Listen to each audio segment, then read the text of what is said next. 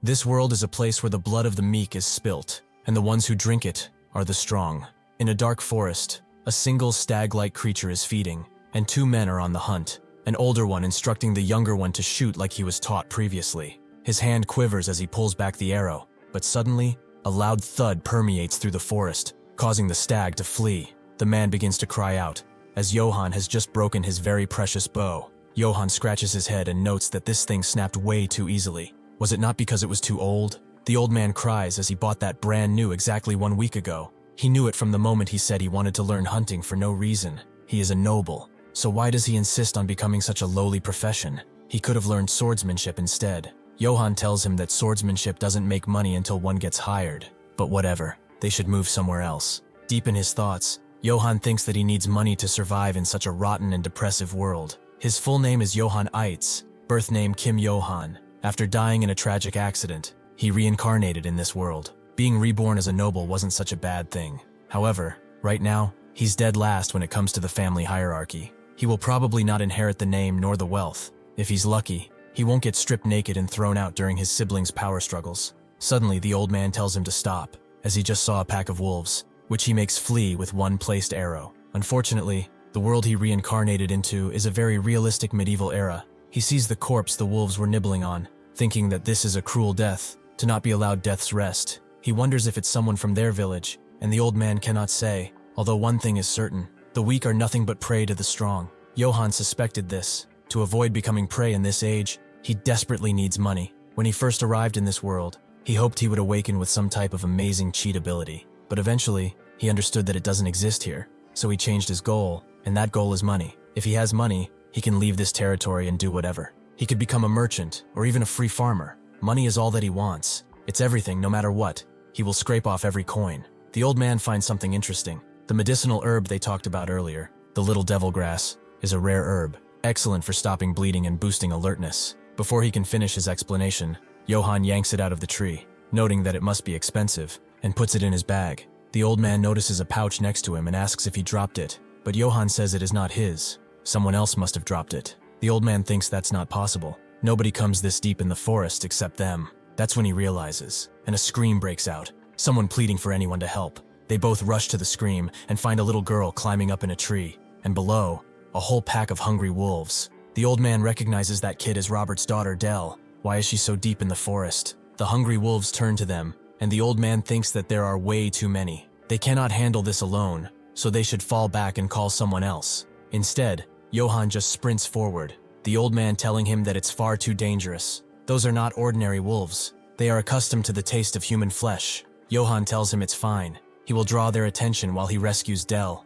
The old man can't believe this. Is he offering himself as bait just to save a mere commoner? It does seem that way. But he's actually doing this because he hit a jackpot. There are at least 10 wolves here. If he sells their pelts, he will make a fortune. He rushes in, screaming out heroically, but his swordsmanship is anything but heroic. The wolves charge in, one of them catching his blade, and clenching so hard that it shatters. The other one goes for his nape and manages to bite him roughly, the old man screaming out for him. At the same time, within the Eitz territory, the Baltroden village, the Eitz family's territorial inspection procession is passing through. The villagers are poor and dirty, malnourished, showing the inability of those who were supposed to rule them. The concubine, Madame Eitz, covers her nose. The first son, Philip Eitz, looks at the people, clearly saddened by their state. Finally, the lord of this territory, Gazen Eitz, is drunk as always, and notes that it stinks. This countryside really is cursed. Philip approaches his father and notes that Johann is nowhere to be seen. He can't believe he dares to be absent during the inspection. Shall he send soldiers to find him?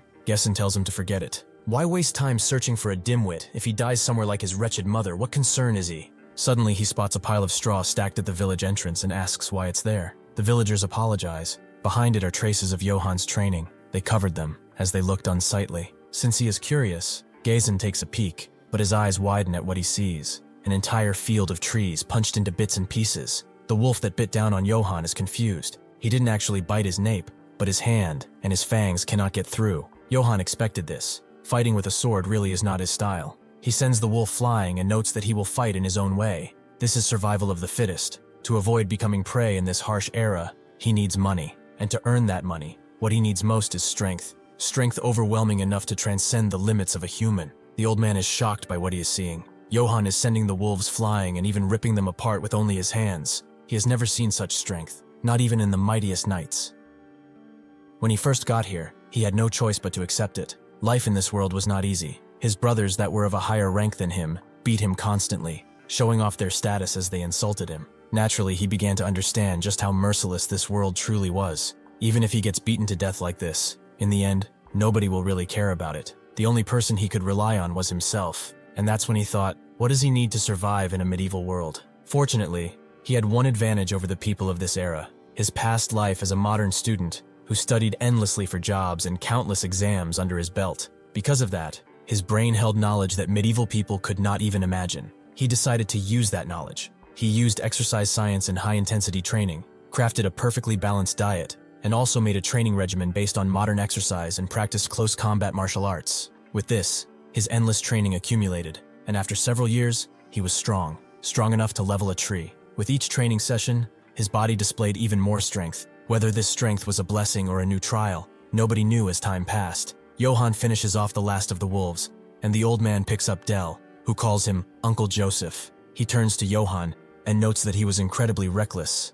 That was extremely dangerous. Even so, to think that he would step in front of flesh-hungry beasts without hesitation for the sake of a mere serf. He was moved by this action, and he expresses thanks on behalf of all the villagers. Seeing Johann celebrate his plunder like a pirate, though, he retracts his statement. Johann eventually turns to Dell and asks if she's all right, and she thanks him for saving him. But before she can say more, her heart freezes, as she's the only one who sees what is behind them. They both turn around to find a gigantic, fiendish wolf standing over them. Joseph believes that a monster exists and tells Johann that they have to go. A beast of that nature requires an army to defeat.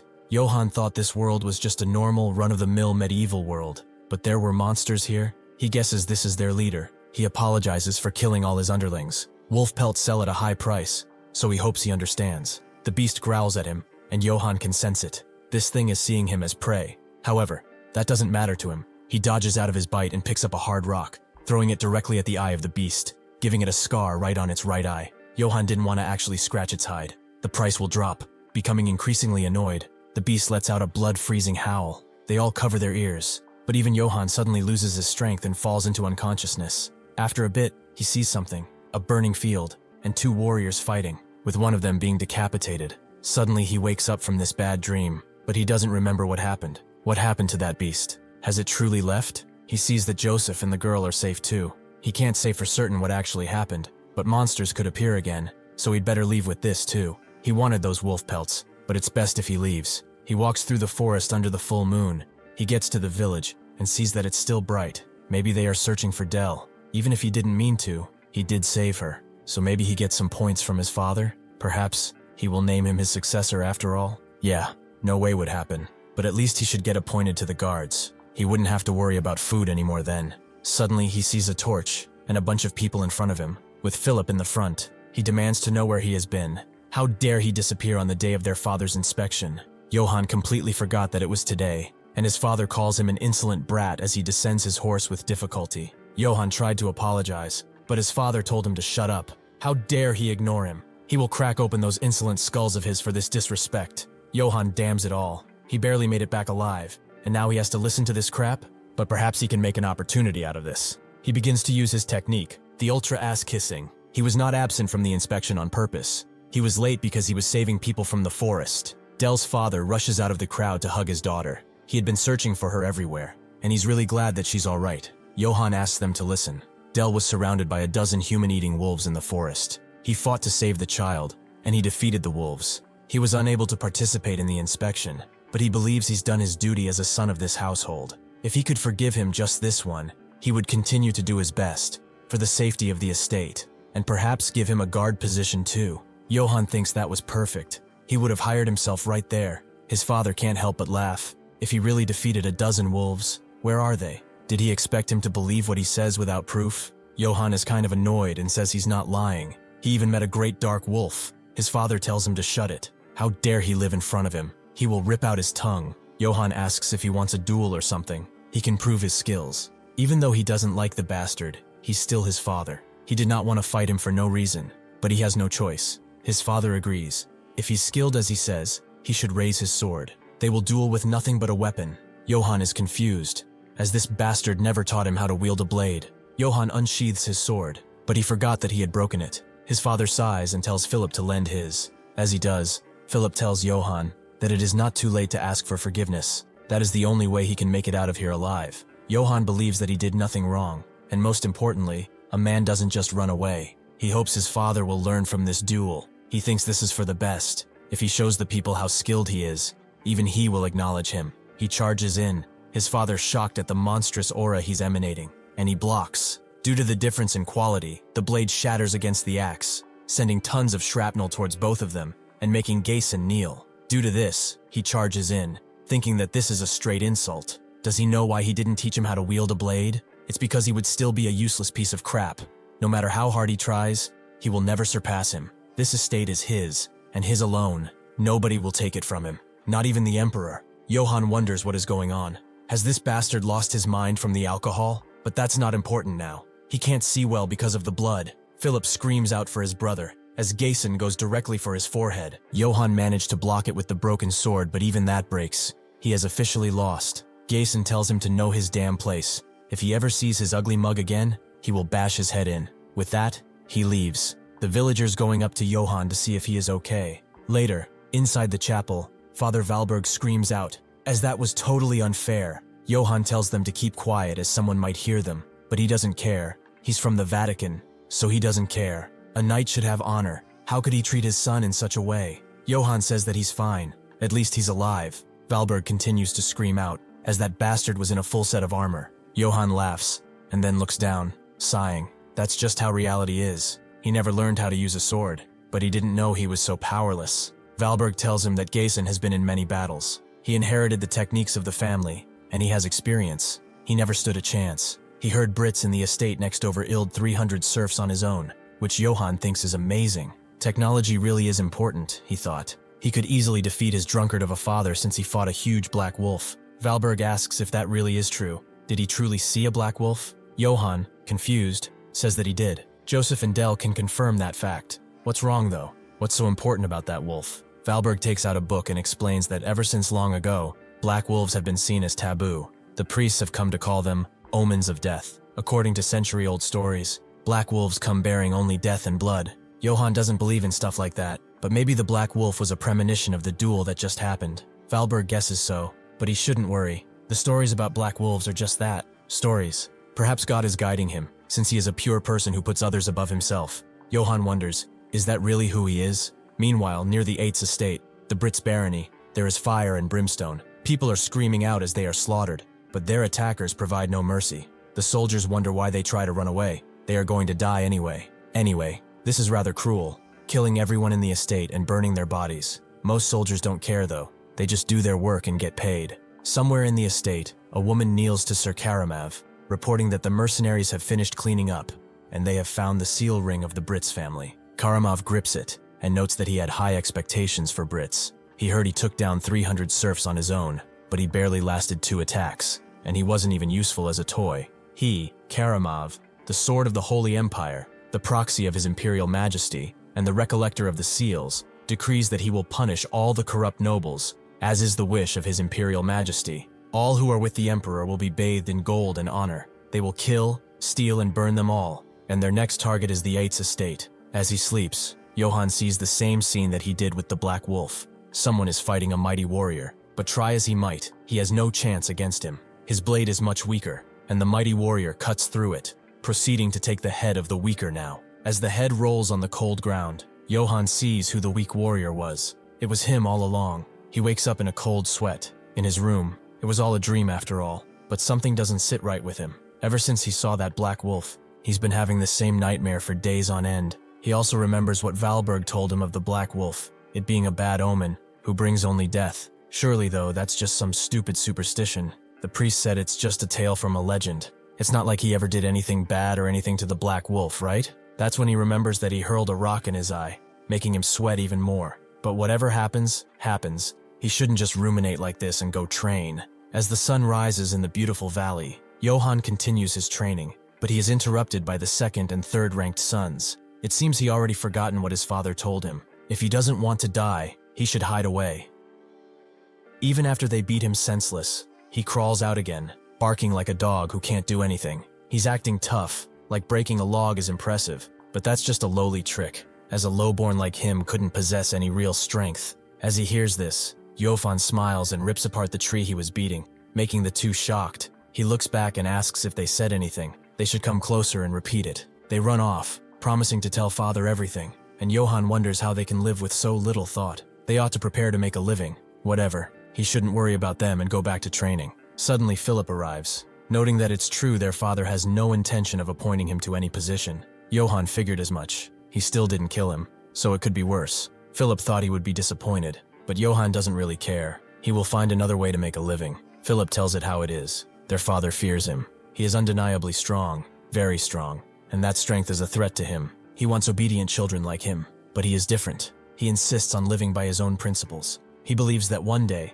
his strength will take everything away from him, just as he overthrew his grandfather. Johan thinks that's nonsense, and Philip tells his serf to bring that here. The serf takes out a set of gear, a plain surcoat and a longsword, along with a spare set of chestplate. Philip knows he set his eyes on them for a long time. He is not like their father. He is not foolish enough to discard a person who is capable. That is why when he becomes lord in the future, he will appoint him as the captain of the guard. Until then, he should not neglect his training and stop causing trouble. Johan tells him he's never the one who causes trouble first, but Philip just flips him off. Johan looks at the armor. It's the one from his dream. If he wears this, will he die in the same way? However, for some reason, he feels he can overcome it, though he has no proof. Whatever the case, he will need equipment if he wants to win. Later that day, inside the tavern, people share stories about Johan, how he killed 50 wolves, how he's righteous and pure, the model of a true knight. They do believe he's more knightly than that fatty Gezin, with a stranger listening intently to all of this. One of them tells him to drink as much as he can muster today,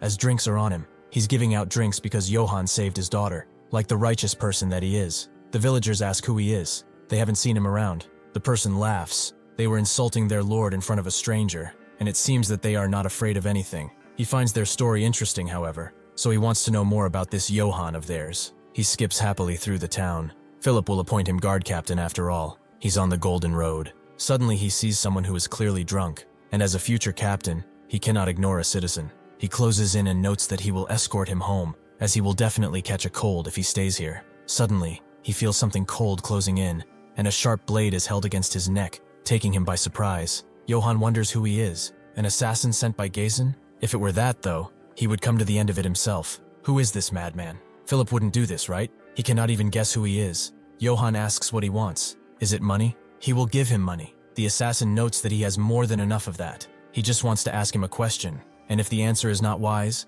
then he will end his life right here. Johan is shocked at first, but he gets a grip eventually. He made it to round 2 of an interview with a major corporation once, but he has to answer perfectly to survive. The man begins, noting that he has a good body. It's hard to believe he's the son of that pig. Is he truly Gezin's son?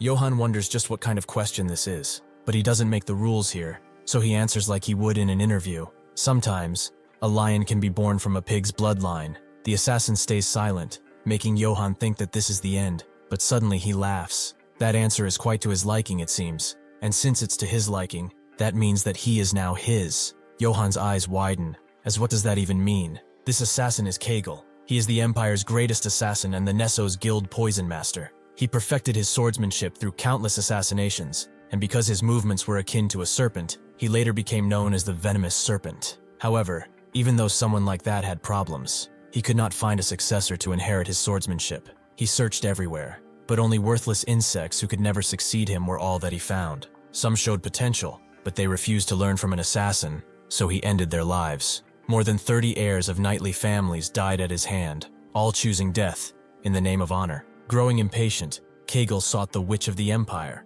who told him that the disciple he seeks resides in Eight's Castle, a small, forgotten rural territory. He is one of the sons of that drunkard lord. Kegel didn't believe her at first. A gold coin could buy half of the land there. The witch told him to take his coin back if he did not like the answer, but he didn't want to incur the wrath of a witch, so he believed her. He wasted way too many years searching, and had no time left, but even as he set foot into the estate, doubt clung to him. He wondered if his successor would really be in a place like this. If he didn't like him, he would kill him on the spot. He introduces himself to Johan and tells him to choose, die here or learn his swordsmanship. These are the only 2 options. Johan simply asks how much he needs to pay to learn such a thing, but just as seriously, Kegel says he doesn't take money. Johann knows this only means one thing. This is all free. This is a once-in-a-lifetime jackpot. He immediately calls him master and notes he's been waiting his entire life for someone like him. Kegel, still serious, tells him this is the swordsmanship of an assassin. Simply learning it will brand him as a disgrace,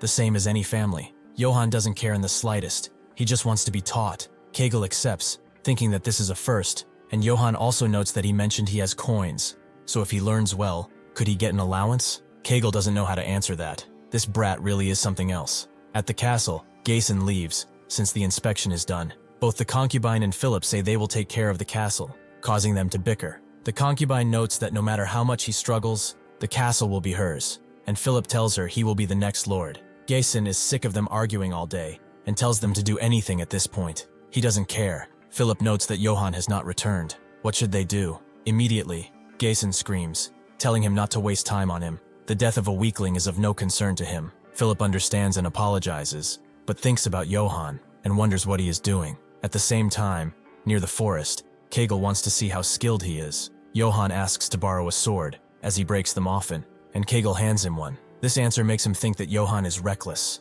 There isn't a single thing he likes about him. Maybe he should kill him now. They get ready to fight, but seeing his stance, Kegel wonders if he really is from a knightly family. He has to kill this one too. Johann asks if he has to use swordsmanship, but Kegel says to use whatever he likes. Fists or rocks. It doesn't matter. With that, Johann raises his fist in the air and smashes his blade, making it shatter. In that moment, Kegel realized that all of his doubts were unfounded. This brat in front of him was a beast. He can't believe the air pressure he exudes just from a mere punch. If that were to hit him, all his bones and muscles would be crushed. He is not fighting a human anymore, but a beastly lion. However, a lion has nothing on the agility of a snake. Johann can't figure out where his blade is going because of his technique, and gets hit squarely in the face with the hilt of the blade. Kegel expected at least for him to pass out, but this is ridiculous. Had he been born 1,000 years earlier, he would have been revered as a legendary hero. Johann thanks his master, but he is not done yet, as he has a critical weakness. If he keeps going like this, eventually, he will die.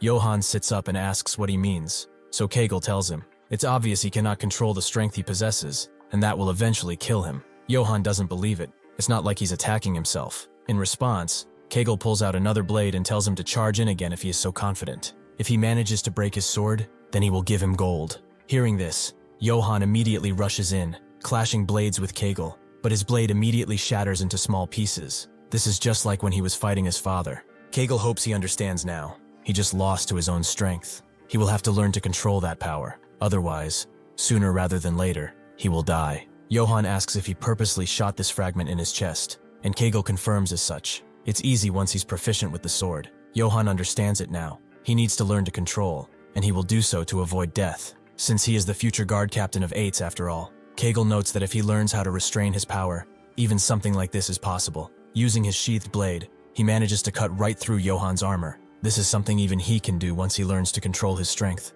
When he can do that, he cannot even imagine just how powerful he will become. But that's enough rambling. They should get to training. He warns him down. It will be difficult, and he might lose his life. Is he still ready? Johann immediately agrees, not wanting to let go of this jackpot. Night turns to morning, and Johann has finished training. Although his face is filled with bruises, he thinks he's learning to hold back, but it is hard, at least for now. He learned not to break his sword, but when will he get to learn swordsmanship? Suddenly he sees a bunch of elves at the gate, and asks who they are, and why they are standing there. One of them tells him that this area is restricted for other people, and he should shoo before they get mad. Johann demands to know who he is to give him orders, so the elf introduces them as the affiliated mercenaries of the Imperial Majesty, the Wolves of Aquitaine. Johann wants a job like theirs too, and asks how the pay is. Some ask if he wants to be one, and others tell him that they get much more than a guard captain, up to 2 gold coins per job. They open up to him and begin chatting it up. Johann has never seen a gold coin in his life. It really is better than being a guard captain after all. Maybe he should change his career path. Suddenly Karamov approaches from behind, and immediately, Johann goes to unsheath his blade, but he is swarmed with blades at the same time. Karamov's assistant asks how he dares to unsheath his sword in front of their captain. He will be beheaded now. Karamov says it's fine and asks to know who he is. Johann sheepishly introduces himself, and Karamov takes off his helmet, revealing that he is a rather handsome man. Johann is confused by himself. He put his hand on his blade without even thinking. He never felt like this, even when he saw the Black Wolf, or when he was almost killed by his father. The murderous intent of this man is suffocating. It's as if he's mere prey. Karamov tells him to move, as he is in their way. Johann does so immediately, and the mercenaries slap his back, noting that he's too scared. He should be more careful next time, although there won't be a next time. The knight in training, Jane, asks Karamav if it's okay to leave him there. He doesn't want to cause havoc on such a good day. Not yet, at least. Johann has finally started to question what is happening. Why is a knight of the Emperor in a rural place like this? Philip is shocked at the news of Sir Karamov's arrival. Why would such an esteemed figure come to a place like this? He immediately greets him as he enters, introducing himself. But the concubine is already next to him, trying to make sure that he knows her son is actually the heir and not the one in front of them. She also tries to seduce him, but he doesn't even pay her any mind. He takes his helmet off as he sits in Gazen's throne and demands to know where he is. Philip tries to tell him that no matter how great his reputation, addressing him like that is improper. The concubine thinks otherwise. He is the Empire's greatest knight, and there is nothing wrong he could do, especially by calling Gazen like that. Philip can't believe how cunning this woman is. She's trying to seize an opportunity to push her spawn as the next lord. Suddenly, Karamav demands they remain silent and get lost. The servants will bring him the finest alcohol they have, and until Gazen arrives, he will wait inside this castle. Johann continues his training, but his mind lingers on Karamav, and Kegel screams at him to focus, as he's just thrown a bunch of knives. He has time to deflect them, but one almost goes into his neck. If the daggers he threw at him were laced with poison, he would have died. Why is he not concentrating?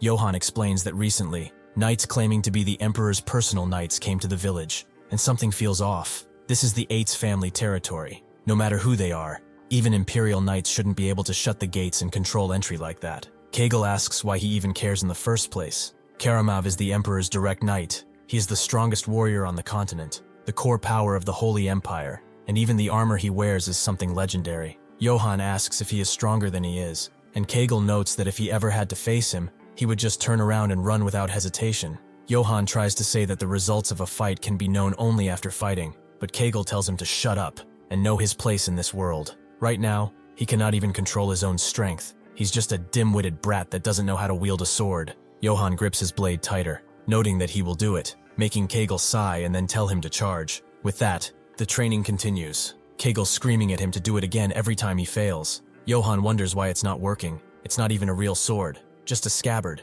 But why can he not cut it? Maybe it's the flow of strength. He shouldn't just swing blindly. He should transfer the flow of strength and concentrate it at the sword's tip. As he continued to swing, Johann began to understand what it means to control his strength. Kegel realized this too. His sword was becoming sharper and faster. Johann finally got it. If he tempers everything he learned so far with the proper amount of strength, then he can cut, just like his master does. Sure enough, he cuts through the scabbard and the blade, making him extremely happy. He celebrates and notes that it wasn't that hard, making Kegel think that it must have been luck, so he tells him to come again. This time, he will not hold back either. Unfortunately, it wasn't just a fluke, and he fell on his back against Johann's attack. He has never seen something like this. Just what is this brat? He clearly taught him nothing but how to control his strength, yet he can freely use the secret sword technique, Serpent Tongue. He perfectly absorbed it after just briefly encountering it. He's even using it more perfectly than he. The experience of this old assassin told him this. Unless a miracle happens, Johann is already someone he cannot defeat. The strongest assassination guild of the Empire was put to shame by this absurd brat. He explains to Johann that his teachings end here. He will be leaving at sunrise. Johann notes that he only just got the hang of using a sword. He's just ending it like this. Kegel tells him he already has everything he needs. As much as he hates to admit, he's become stronger than even him. He's satisfied as long as his swordsmanship does not vanish and continues. Now he should go and live his life how he sees fit. He's worked hard until now, so congratulations are in order. As they sit at a campfire, Johann asks if he's really leaving, which Kegel confirms. He was never one to stay too long in a place. Johann asks if it's because he's an assassin, but it's more of a personal trait than anything. Johann also asks if he knows anything about ominous signs, and Kegel asks if he means the Black Wolf, which he does. He only recently encountered one, and afterwards, he dreamt that his head was cut off, so when he first came for his head, he thought he was the omen. Kegel notes that if he had killed him, then that would have been an ominous sign. Ill fates do not arrive in fixed shape, so before he leaves, he will give him some advice. First, he should find a weapon suited for his strength. He will need at least Dana steel to withstand his power. That is a metal imbued with magic, existing only as a legendary relic. Its method of creation has been long lost, and it can only be mined from ancient ruins. Because of that, weapons made from Danas are extremely rare. Only a few exist in the entire world. Johann notes it must be expensive, and Kegel confirms as such. If he were to save his entire life, he couldn't afford it. Johann asks why he recommended it, but Kegel just wanted to tell him to find a good weapon. Johann asks if he's hiding his true intentions because he's an assassin, and Kegel denies it. Why bring up the profession in everything? Even its color is unusual for Dana steel. If he ever sees someone wearing that, even from far away, he should just run. If he doesn't know his limits, he will not live long. Johann will keep that in mind. But is he leaving now? Before doing so, Kegel leaves Johann with one last piece of advice, which he should etch in his very soul. He should not fight opponents he cannot beat. If it's dangerous, he will run. If he must fight, he will use any means to kill the enemy without fail. If he follows this, he is unlikely to die, and he shouldn't, as now, his legacy rests upon his shoulders. Johann does think on those words and memorizes them perfectly. He will follow them for as long as he lives. At the same moment, in the Eit's castle, the concubine asks how the wine tastes. Karamov notes it tastes like piss, and throws it into a nearby wall. The concubine notes it was quite an expensive drink. It's a shame. The only alcohol better than this is in Gazen's bedroom, so how about they both go there? As she tries to seduce him, Karamov tells her to get lost, causing her to say that they don't have much time, as Gazen will arrive tonight. Karamov is very glad to hear that. He was sick of this. Now, he gets to enjoy himself. He begins to strangle the soul out of her. All the while, Philip is behind the door, watching as this unfolds. After Johann leaves the forest, he sees the entire village on fire, the bellows of a massacre ringing in his ears. Gazen sees the smoke coming from the estate too. One of his men advises him to retreat at once, but he refuses and runs right up to his keep. The mercenaries berate him, calling him a pig for taking so long. He's lucky Karamov was patient. After opening the doors, he sees the massacre that took place. The villagers he was supposed to rule now dead. Karama arrives and notes that he's rather late. He missed the main party. Gazen demands to know what he is doing right now as he picks up his axe. What does he think he is doing here? Karamov tells him that he is found guilty of the attempted assassination of the emperor and high treason. By his decree, House Eitz will be eradicated. Gazen tells it how it is. This is a fucking purge. He's puning false charges on him to have a reason to kill him. He will not let him do as he pleases. Karamov slowly unsheathes his blade and tells his men to blow the horn, to retrieve the seal of the Eitz family and purge everyone in this territory. They will erase this land from the map, all in the name of the emperor. At the now burned down church, one of the mercenaries calls Valberg a stupid bastard. Is it truly that hard to tell him where the bastard's son is hiding? Well, since he's a priest, he will send him to the god he adores so much. Before he can swing, Johann comes from behind and annihilates him in a second. As he unties Valberg, he asks what happened, and Valberg doesn't know either. The Imperial troops are killing villagers on sight. It's possible that even Gazen has already been killed. That is not all, however. They are burning the entire village to wipe out any semblance of people. Johann thinks he has to hurry back to the castle, but suddenly he hears a crying voice, and he knows whose it is. It's Dell. He's glad to see her safe, but that's when he sees what she was crying about. Johann's eyes begin to widen as he takes in what happened. All the villagers he knew, the ones who were kind and smiling, even though their lives never amounted to much. Hatred begins to form in his heart, and he tells Dell to go to Valberg, as he will protect her. As he leaves, Valberg tells him that he must not go toward the castle. He has to flee. He might be the last of his family. Johann pays him no mind, and soon finds the head of his father on a spike, under that a plaque. Duke Gazen Eitz has been executed for treason against the emperor. Anyone who retrieves his corpse without permission will be punished. The mercenaries eventually find him. They thought he ran off, but maybe he came back to die. In response, Johann cuts the flag his father was beheaded on, and crushes it under his boot. Seeing this, the mercenaries get mad, and charge at him, but they cannot hope to match his hatred. He cuts them all, one by one, showing no remorse for his actions. He wonders why he is doing this. Why is he going back? Valberg was right. He should have run away. If he goes back, he will die for no reason. Suddenly, he finds Philip, who is glad to see him alive. He tells him to go and run away. Why did he come here in the first place? To watch them die. He wanted to give him this headpiece, for when he was to the guard captain. As he retrieves the headpiece, Johann remembers Kegel's words, to run away if the opponent is too dangerous. This time, it's an emperor's knight. Even the master told him to run. But he also told him that if he has to fight, he also has to kill. It seems that time is now. He will not let their crimes go unpunished. He opens the doors to the castle, and before the mercenaries can even discern how he got here, he punches them all away, demanding that Karamov come out this instant. He is no longer afraid. Rage has overtaken all of his other emotions. Karamov is surprised he survived for so long. He's that bastard son, isn't he? Johann is not in the mood to chat. He should just think of him as one pissed-off individual. Karamov notes he should have run. He would have been able to live, but he probably doesn't care about that anymore. Well, if he wishes to die, then he will indulge him. With that, Johann charges in.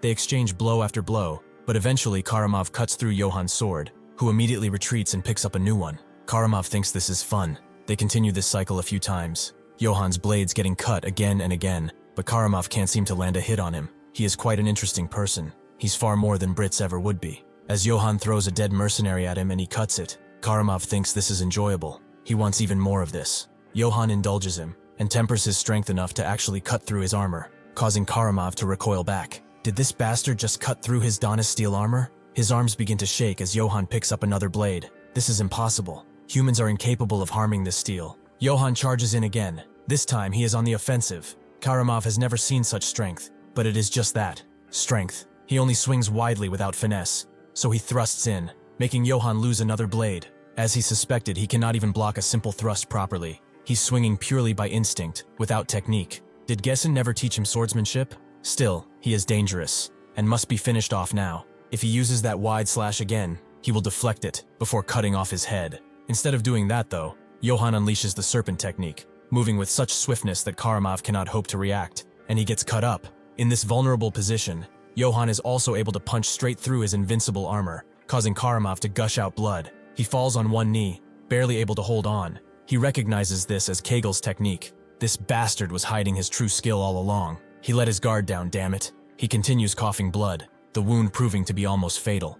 Johann, knowing he won, drops his helmet and asks why he did this. Karamov explains that this was for his imperial majesty. The Holy Empire is now more unstable than ever before. His Majesty has unsheathed the imperial sword to correct it, the sword known as Mavkara. As he coughs again, he begins to laugh, as he is moved. For decades he has crossed countless knights, but never has he encountered someone as strong as he. He should come with him to the Empire. His Majesty is in need of talent now. The endless gold he will be washed in will grant him glory. He will receive land, and His Majesty will appoint him as an imperial knight. He should become the imperial sword, the greatest honor there is. Johann remains silent. He dreamed of endless gold, but it's strange. Now, for some reason, he feels nothing, so he refuses. He should go fuck himself with all that gold. Not only did he kill his family, but also innocent villagers, people who have done nothing wrong. Karamov can't believe it. He's rejecting his offer over some damn villagers? Who the hell cares about their deaths? What was his mother also a lowborn? They are all insects, weak vermin that could not defend themselves. It's the strong that drink the blood of the weak. That is the rule of this world. Johann apologizes to his master, as it seems he cannot control his strength after all. He whacks Karamov across the head, before beginning to pummel him again and again. This is for the Emperor? The villagers' lives are worthless. What makes him so great? What gives him the right to judge who lives and dies? After minutes of pummeling, Johann's fists reddened with blood. He walks away. Karamov calls him a fool. He should have taken his offer, but now it's too late. The one who broke the Emperor's sword will know only suffering from this point on. Johann looks at him, and with that, Karamov stops breathing. This world accepts death so naturally. To survive, all he ever thought about was money. However, they slaughtered everyone in their territory, his family and neighbors, all butchered. Even if the whole world becomes his enemy, he did what had to be done. He will never regret what he did, no matter what anyone says. This is his will. This is how he will live. The knight in training, Jane, arrives at the scene and asks one more time, "Is what they said really the truth?" The mercenary who survived says that, without an ounce of falsehood, it is the truth. She must believe him. Suddenly he barged in, beat up all the soldiers, and then took Karamov's head with just his fists. That was the last they saw of Karamov. Jane doesn't understand. If that is the truth, then shouldn't Karamov's corpse be here? How does he expect her to believe such nonsense in the first place? The mercenary doesn't understand either. However, he did see it. One of the healthier mercenaries tells her that the pursuit party is ready, so she relents and says she will be there shortly. After going out, she goes to the gathered troops and gives out one order: to hunt their attacker down and kill him. To kill Johann Eitz. He is a filthy traitor to his own bloodline, and the one suspected of murdering their Sir Karamov. They will hunt him down and bring him back to her no matter what. Johann continues fighting through mercenaries as he carries Karamov's body. Even with this limitation, he is still efficient with the blade. Jane continues. It is believed that he can tear through Danis's steel with ease. They should never face him on his own, and think of it as hunting a dragon. They will seal off every road around the territory, and drive him relentlessly, until he is exhausted. They must bring his head to the Majesty, no matter what. Before passing, Philip told Johann that about 500 paces northwest of the hunting grounds, he would find a stable, and there a warhorse he could flee on. Johann eventually arrives at the stable Philip mentioned, and he's exhausted. He really thought that this was the end.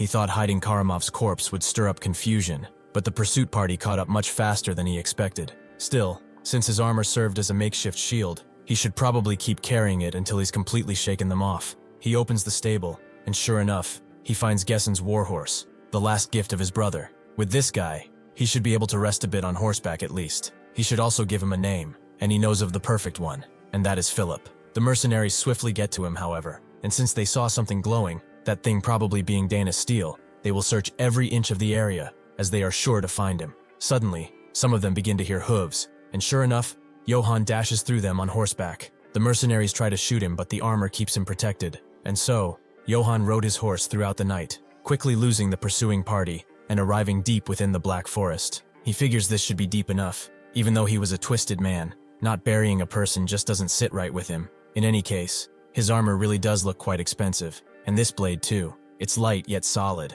This sword is made of Dana's steel too. He unsheathes it to reveal an ancient imperial script. It is the one who recovers crests, the crest recoverer. It's probably referring to the family crests, making it sound much more ominous. He will take the blade with him for now and bury the armor. It's a waste, but carrying it around won't help him in the slightest. He will definitely come back for it later. He finishes burying that, and he's clearly winded. He knows that once word of Karamov's death spreads, the entire empire will be after his head. The countless knights who followed him will try to avenge him. His words cut deep, but his life was already just suffering long before this. What should he do now, though? House 8 is finished, and he didn't manage to bring a single coin with him. His arms are still trembling, so he should rest for a bit now. Suddenly he detects a presence behind him, and he turns around as the Black Wolf has arrived. Out of all times for it to show up, did it have to be now, when he's spent? In such a condition, he knows he stands no chance. He can barely hold his blade as is. He needs to get to the horse somehow. Suddenly, the mercenaries scream out that they found his horse, meaning that he has to be nearby. Johann can't believe it. How are these bastards here? They even detected him. What can he do now? There's a monster in front of him, and an army in the back. He has no room for escape. Does this mean that this is the end? The Black Wolf surprisingly jumps past him and shreds his pursuers to pieces, making Johann confused as he watches. Perhaps it did not see him? Well, that's not important right now. This created a path for him. This is his chance. Even if he can barely move, he will have to push through. He rushes towards his horse, and in one swift motion, mounts it and dashes away. He remembers his life up until now as he rides, the memories he made, the training that he did, and this land, his brother that he will never see again. Farewell, Eight's village. After the Black Wolf is done with the mercenaries, it watches him dash away, the purpose of its actions unknown. After traveling for a bit, Johann finds another checkpoint. The way out of this place is completely blocked. He's officially screwed. Even since he has escaped, he hasn't eaten, slept, or done anything properly. He didn't think he would be hounded by mercenaries for 3 days straight. He's lost count of how many times he almost died fending off those bastards. He's at his limit. He doesn't even have the strength to keep going. Is there really no way out? Is his fate to just be caught by these bastards and executed? Suddenly, he hears something behind. A trade wagon with armed escorts. A peddler caravan, perhaps. That's when he makes a plan to disguise himself as a peddler too. If he looks like a part of their group, he will avoid suspicion and get through that checkpoint with relative ease. The peddler is called Eldon's, and he is of the Katana Trading Company. Suddenly one of the guards, Kane, notes that they seem to have some heavily armed cavalry up ahead, and they don't seem the friendly type. That's why he suggests they prepare for battle. Another mercenary, Gamson, asks why the big fuss over a guy on a horse. If it comes down to it, they are 9 against 1. Goran tells him to look closely. He's fully clad in armor and riding a warhorse, unlike them. On top of that, he's wearing a plate helmet and breastplate. Kai has also spotted what the sword he's carrying is. That purplish sheen is definitely Dana's steel, no doubt about it. If he swings that thing down, their armor will be gone through like butter. They could get wiped out if they strike, but Gamson thinks that's a bit much. There are 9 people here. They should be fine. Goran tells him to get away, as he can't think properly with his stupidity interfering, and the others keep him steady. Eldons tells his men to get ready so they can attack the instant they see any suspicious movement from that guy. He will go ahead and check the situation out first. When he gives the signal, they will all attack at once. As he approaches the strange man, Kane tells his men that once the battle starts, they will knock him off his horse. After that, they will thrust their swords through his armor gaps. Eldon introduces himself to Johann, and notes that he would rather avoid unnecessary misunderstandings. Would he also give him his name? Johann didn't expect to see catfolk here. From what he can see, they are all pretty suspicious because of how he looks. He needs to make them lower their guard, first and foremost. He pulls up his helmet and introduces himself. He looks like this because he was attacked by bandits while traveling, They do not need to be wary of him. Also, could he tell the people behind him not to attack him? Eldon apologizes for being so rude. As a peddler, he always has to be prepared for any scenario, so he hopes he understands. Johann says that he does. That is why he could let him travel with his group, perhaps? As he can see, he lost all his travel funds. If he could provide him with a little food and a place to rest, he would guard his caravan. Eldon guesses he's strong enough, and doesn't seem the overly suspicious type. They should do that then. They are on their way to Marseille, by the way. Since it is a fairly long journey, he should get acquainted with the other mercenaries he hired. Johann thanks him and wonders where the place he mentioned even is. Goran asks Eldons what's going on, and Eldons tells him that this man is just a wanderer who will travel with them for a while. But they should keep an eye out, just in case, and if anything happens, they should not hesitate to strike. Johann thinks that he got travel partners. Now, he just needs to get past that checkpoint. As they arrive, the mercenaries immediately stop them. If they wish to pass through, they will cooperate properly for a brief inspection. Johann looks on, hoping that he can slip by without drawing attention. Eldon recognizes them, the wolves of Akiton. He's done business with them a few times. He introduces himself and wishes to speak with the one in charge. The mercenary who stopped him is shocked. Is this the man in charge of Katana Trading Company? The business that has its main office in Marseille? The commercial hub? The city of Marseille is a place even the emperor cannot touch without caution.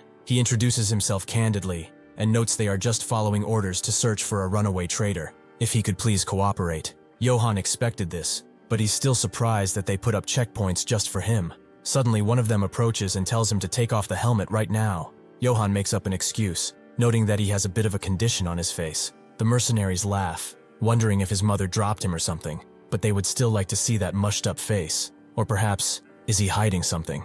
Johann looks at the mercenary. If it comes to this, then he might as well just fight. Suddenly, Eldon screams that this is far enough. Are they seriously suspecting the Katana Trading Company of such things? The mercenary tries to tell him that they are carrying out an imperial order, but he doesn't care. Didn't he tell them to go bring their commander officer already? If they interfere any further, he will have no choice but to file a direct complaint at their captain, at the Marseille branch personally. With this, they decide to let them go. The mercs noting that Johann got lucky. As they leave though, they stare at him specifically, perhaps already knowing who he is. As night falls, they decide to camp, Eldon taking care of business as the others make a fire. They also tell Johann that he can go ahead and sleep, since he has nothing in particular to do. Johann immediately lies down, his bones themselves tired from the journey. As he sleeps though, the wolves appear in a nearby bush. Their plan to surround them from the hill and strike all at once. In the real world, this staff sergeant, during battalion-level tactical training, successfully carried out defense in depth,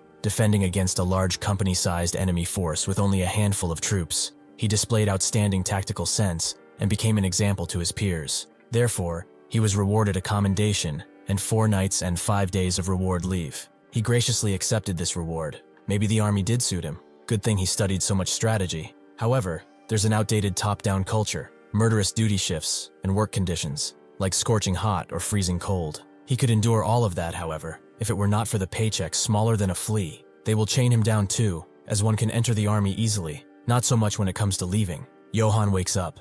It was all a dream, it seems, of what he was doing in the army. He looks up at the night sky and suddenly catches one of the arrows that is flying on their camp.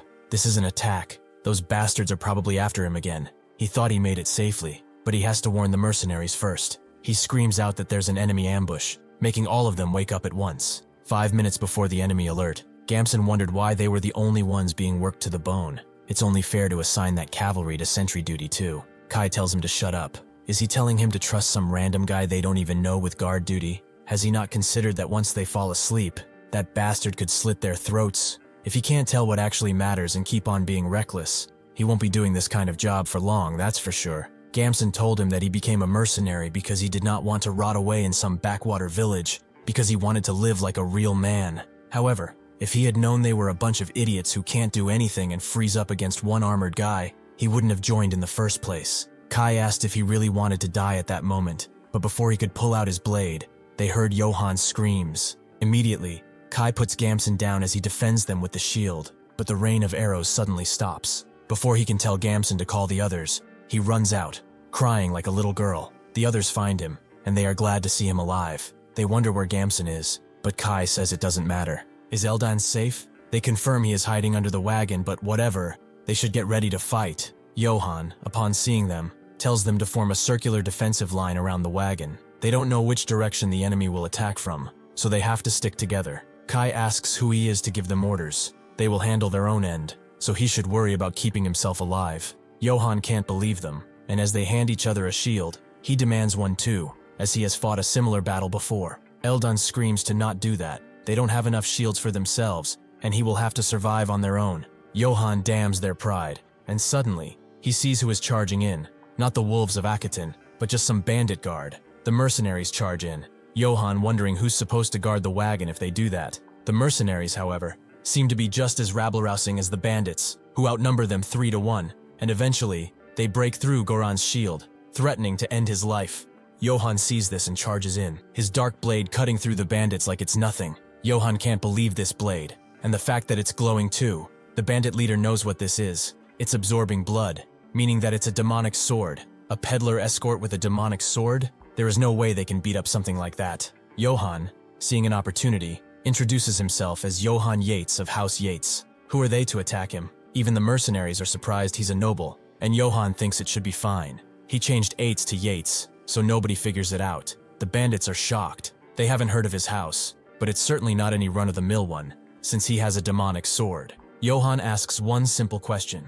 Will they surrender now, or will they meet their end by this accursed blade? Seeing that they have no real chance, the bandits all surrender. Johan hid his blade and told Goran to bind them all. He may cut down anyone who dares to resist. After doing that, Goran asks Eldon what they should do about this noble. He thought he was just a wanderer with a good heart. There's no way he would hold a grudge because they treated him poorly, right? Eldon tells him they let him join when he asked, which must count for some goodwill. He will also smooth things over, so they should stay quiet. Eldon approaches, noting that he must have had a rather rough night. He helped protect the caravan. He's not sure how to repay him. If he knew he was a noble, he would have lent him a damn shield. Johan asks what he's talking about, and is glad to see him safe. Eldon is shocked. Is he really not going to ask for compensation? Is this one of those good nobles he hears of in stories? Johan smiles and tells him to lend him a shield next time he asks. Eldon agrees.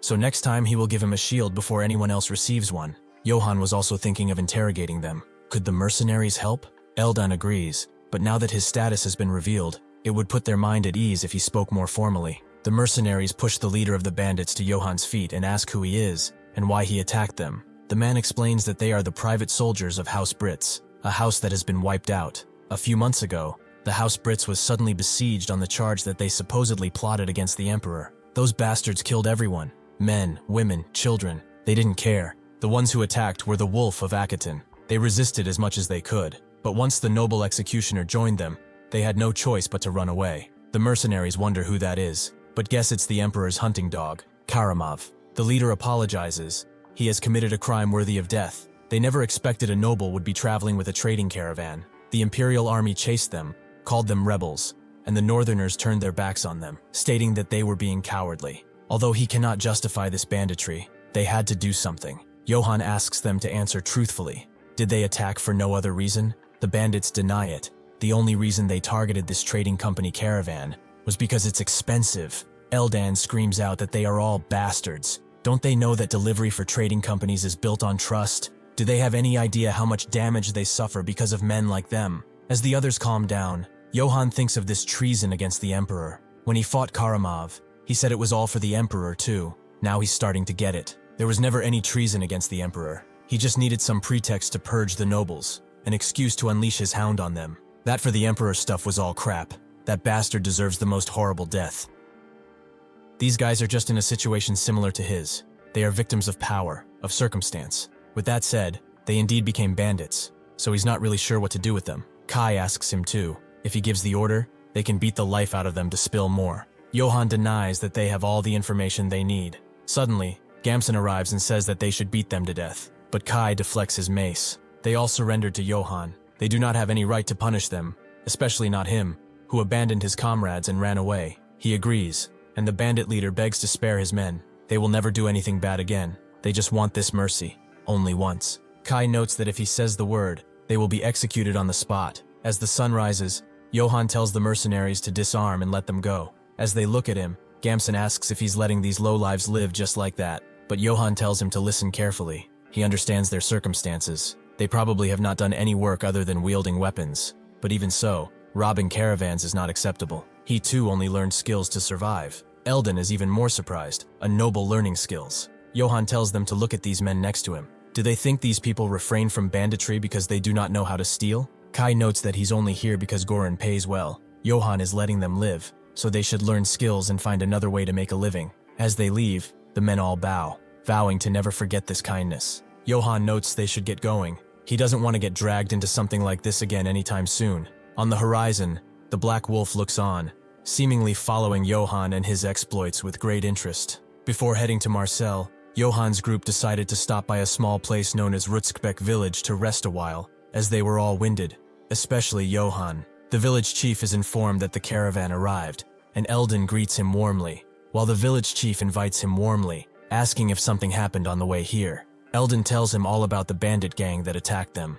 Ever since the emperor went crazy, the bandits have become more and more prevalent. The chief tells him to watch it. If an imperial faction insider heard him, he would be in trouble. Eldon laughs it off, and notes that they were able to transport the goods safely. It's all thanks to the noble who traveled with them. The chief had an encounter with a noble too some few weeks ago, but it turned out to be a nobody pretending to be one, so he beat him and chased him out. Eldon laughs, as he's still acting recklessly despite his old age. Well, he doesn't need to worry. This noble is brave and uptight. Even after he protected them, he didn't ask for any reward. The chief can't believe something like that, but this old fox is not the type to lie. With bandits everywhere these days, simply having a night stay here would benefit the entire village. This is a true statement in this era, as a proper knight is strong enough to slaughter an entire warband, making them a great help for public safety. This is perfect timing since he's here. How about he stays a few weeks and gets some true rest? He said himself that bandits are getting out of hand. Eldon notes he can't impose on him like that, but the village chief doesn't believe they can't impose on each other. Eldon knows this wrinkly bastard is trying to snatch his companion away, and the chief knows this fur carpet is trying to get in his way. Meanwhile, the valiant knight they are fighting over is slumped below a tree, very hungry, looking like a beggar. Suddenly Goran arrives and gives him a bag with the money they seized. They sold off all the bandit property. It's not a fortune, but it's a decent amount still. Johann asks if he really didn't take any for him, and Goran notes that he was the one who captured them. So naturally, no. Johann looks at him and gives it back, telling him to split it with his men. Goran believes this is far too much. They surrendered to him. It only makes sense that the bandit money should be here. Johann already took his share, and really, it's completely fine. He thinks it's not fine in the slightest. It hurts to give up the money he got with his hard work, but compared to running at the wolves of Akaton alone, spending some money to stick to them is a lot better. He also notes that he didn't fight himself. They fought together, which means they are now comrades in arms. With that, he leaves, and Goran is completely touched, as this is a true knight, a knight who cares for the ones below him. With that, he goes to his mercenaries and notes that Johann has shown generosity to them and distributed the proceeds from selling the spoils of war. They should form a line and come forward to receive their share. The mercenaries can't believe it at first, but then cheer for Johann, calling out his name throughout the night. Later that night, as Johann sleeps with his blade, someone crept the door open, putting out the candle in his room. It seems to be an assassin who is ready to strike. The night before this attack, when Goran handed the coin to everyone, Johann heard everyone scream his name. This was good. They are satisfied with that small amount of money. He kept all the expensive silver coins and still earned their goodwill, so he came out in the end. Suddenly a villager popped up in his face, calling him by his name. He is the noble who came with Eldon, right? He was there to take him to his room, as the Katana Trading Company had already paid for all the expenses. Johann thought this was Eldon paying him back, in his own way, but this is perfect. With that, he let the old villager lead the way. Meanwhile, Gamson was screaming, demanding to know why he was the only one who got nothing. Goran did not want to hear it. He hid while everyone else fought, so he would not get a cent. Gamson couldn't believe they left him out for such a petty reason, and that's when he saw Johann and his blade. That surely must cost a lot of money, right? When he got to his room, the first thing Johann did was get into a bath, which he thoroughly enjoyed. Although he never expected a soft bed and a warm bath, such simple things, to make him so happy. He did not know it would be this hard to live as a wanderer without a roof. Back then, he didn't realize what a luxury it was to even be able to sleep on that old bed of his. Even though he was born a noble, he thought life was hard. Then that mad bastard of an emperor raised his family down, and it seems he was not the only victim of his madness. Still, he did survive, so he's better off than most. Now, he wondered if accepting Karamov's offer was the wise thing to do. At this rate, the Imperial Army will definitely catch him and have him executed. He needs to think of another way out of here. He remembered that the wolves couldn't do a thing to Eldon. A proud mercenary band wouldn't be scared of one mere merchant. They must be wary of his trading company. He also remembered learning about the trading companies at the village market when he was young. The trading companies in the same network share information and funds across borders. And if they are a powerful company, they can move nobles, politicians, or even an army. If he wishes to survive while being hunted by the Empire, he needs to get close to a trading company no matter what. Well, he should think about this complicated stuff later. For now, he will fill his stomach and sleep. After doing that, that's when the thief came into his room. He reached for his blade and grabbed it. But Johann wakes up. They really never get tired of this, huh? He should answer him, though. Is he one of Karamov's lackeys? The thief screams out, demanding to be let go. But Johann soon has him through the door and drags him back in for some important questions. He realized far too late that the man he had decided to steal from was not human. 5 minutes before this, as the innkeeper was having a big old snooze, Goran and a young man from the village, Pra, were climbing up the stairs. Goran asked if it's okay to leave this to that guy, and Pra confirms as such. He knows how strong and quick he is. He brought a dagger and a mask too. There's no way that Vulin will get caught. Pell should also be stealing the horse right about now, if he won't take any time to admire it. However, is that noble sword really worth it? Gamson told him, if he's ever seen a sword slice a person clean in half, he saw that thing do just that. A sword with that kind of power cannot be cheap, and that knight is nothing without it. That's when they turned the corner, and saw Velen being dragged into the room while screaming. Pra asks Gamson what is going on, and Gamson immediately bolts and tells him to do the same if he wants to live. They are screwed. He can tell just by his gut feeling that something is incredibly wrong. The innkeeper wakes up too due to the commotion, recognizing Pra, and demanding to know what the hell they are doing. Pell is waiting for them outside, who is glad to see them, but Gamson tells him to shut up and get ready. Pell asks where Vulin is, and Gamson tells him he's either dead or about to be, but he told them to run already. As Gamson gets on the horse, Pell asks what about Vulin, but Gamson tells him that the noble bastard might chase them here, so he should hurry and go. Pell refuses to leave without Vulin, and that's when Johann bursts through the inn, staring them down from above like a vengeful demon. Somewhere in the southern outskirts of the Holy Empire, a few guards put up a signpost with a warning notice. These people have stolen a noble's property. By his edict, they and their families are hereby punished and hanged. This is the edict of the Emperor of the Holy Empire, Carderian Bizelferk. One of the guards wonders what they stole to end up getting hanged. Did they run off with a family crest or something? The other guard tells him that one person stole a chicken and 3 eggs from Baron Dvorzak's territory. The other guard couldn't believe it. They all ended up like this, suffering such a cruel fate, just because of some chicken. While Eldon is enjoying his meal, one of the servers notes there's a problem. Gamson from the mercenary band got caught trying to steal Johann's belongings. Eldon immediately chokes and acts surprised, but then sits back down. He was hoping to talk to Johann about traveling with them up to Marseille too. He calmed himself and told the server to tell the others to capture Gamson post-haste. The rest of them will act as if they have nothing to do with it. The server is surprised by how calm he is. The Katana Trading Company is not prestigious for nothing after all. Eldon knows that nerves won't do him any good in this situation. He experienced a lot to get to where he currently is, and he will get through this. He will not die over something like this. He should think of a way to deal with that noble, though, just in case. As the village meeting comes to an end, a young man rushes in, explaining that the troublemakers of the village got caught trying to steal the noble's belongings. The village chief smashed the table, and the young man asked what they should do.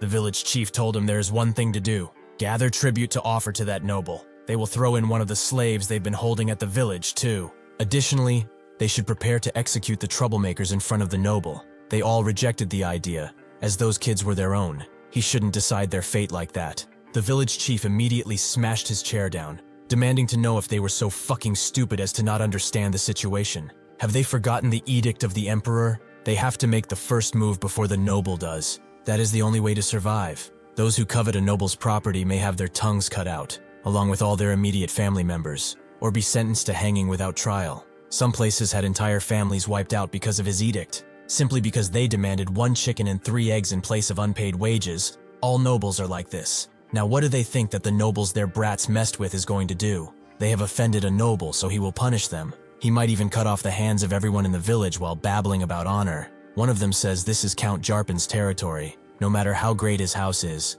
they could ask for help. The village chief told him to wake up to reality. Nobles only care about their little honor games, and not for villagers like them. The others couldn't say a thing against this, and the village chief told them he didn't want to do this either. But what choice do they have? The village will live if those kids die. He's truly sorry to sacrifice their kin, but this is for the village. Johann has already gathered the perpetrators in the middle of the village, and he seems rather stoic, but this is because he thinks this has gotten way too big. He thought they were assassins, but they were just some stupid kids trying to steal something they didn't even know about. They must have done it because of how his blade looked, meaning he should keep it hidden from now on. It's partly his fault for even carrying it out in the open like this, so he will scare them a little and let them go afterward. The village chief comes up to him and asks if he is all right. Johann immediately says that he is not. It seems that in their village they welcome sleeping guests by putting a blade to their throats and robbing them. Is that it? The village chief immediately smashes his head on the ground as an apology. This is his fault for failing to keep those idiots in check. Johann thinks that's enough of a scare and tells them to be careful next time. They all may leave now. Suddenly, though, the village head pulls out a dagger and announces he will personally make up for it by cutting off their heads in his honor. Johann thinks this lunatic is making the situation even worse and tells him to stop, but the village head refuses. Those who have sullied a great knight's honor deserve only death. Vulin begs to be spared, but the village head still swings, some of the villagers not being able to look at this grotesque act. Suddenly, Johann smashes his blade into the ground and asks if he has something in his ears. He will stop this instant. The village head freezes in fear, along with everyone else, even the air itself becoming silent. He asks if they have lost their minds. Are they going to kill people over such a trivial reason? If they wanted them to pay for their crimes, they should pay with money. The villagers are still silent,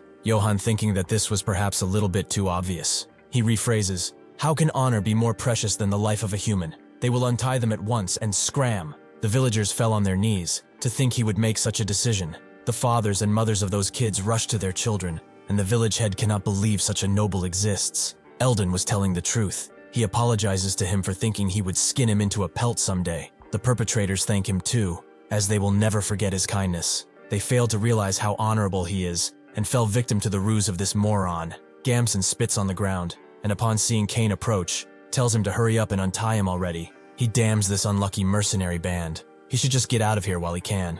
Unfortunately, that day will never come, as Kane pulls him by the hair and tells him to relax his body, as that will make it easier to cut. Before Gamson can ask what he's doing, Khan slits his throat open, right in front of Johann.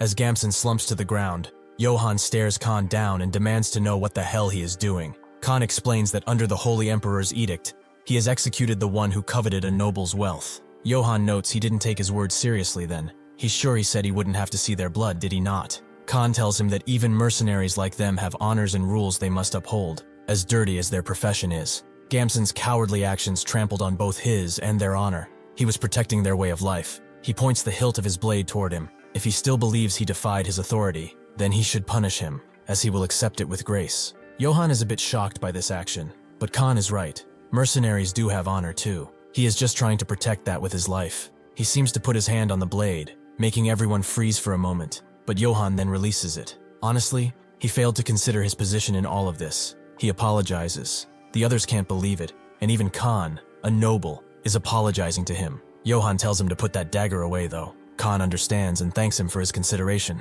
After retreating, Goran asks why the hell he decided to do something so reckless as standing up to a noble, and Khan tells him that if he thinks of doing something like this again, he should kick his ass. Eldon can barely hold his excitement in. He is so noble. He is different. He's an upright and brave noble, yet he is not authoritarian, like the others. How can someone like him exist in this world? If he introduces him to the Katana Trading Company, his reputation will skyrocket, so he will make him an ally no matter what. After leaving the village, Johann looks at his reward. He looks at it because it seems expensive, but it's broken. Besides that, he also received a slave, whom he has to take care of now. The village head gratefully handed over what the villagers could scrounge up, and Johann immediately picked the watch, as it looked the most expensive. The village head also told him about the slave. He may not look like it, but he's good with geography, and he will come in handy. That was Johann's first time seeing a slave so poorly kept. Leaving him like this will put his life at risk. Johann thanked them, and told the village head to have him washed and get him something to eat before they leave.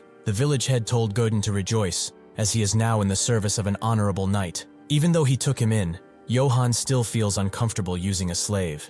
After they make camp, one of the mercenaries notes that they never thought they would eat meat and soup while traveling. This is all thanks to Johann sharing the spoils. Godin comes around Johann too, bringing him his meal. Johann thanks him, and notes that from now on, he should address him by his name, and not by master. Godin sheepishly does so, making Johann wonder why he's so shy. Anyway, how did he end up becoming a slave when he's skilled in geography? Godin tells him it's not a pleasant story, but Johann notes he has his fair share of unpleasant stories to tell. Godin is surprised by that, and things happen to him even though he is a noble, but Johann wants to hear his story first. Godin explains that he was originally a peddler who transported and resold in the eastern region. He delivered weapons made by blacksmiths to nearby areas. Then, at the order of a noble, he ended up smuggling gold. Johann notes that smuggling gold is the death penalty at least. He was lucky to live, but why did he accept? Godin notes that he needed a lot of money to send to his family, as his younger siblings were sick and starving. That is why he kept delivering gold. The noble instructed him to hide,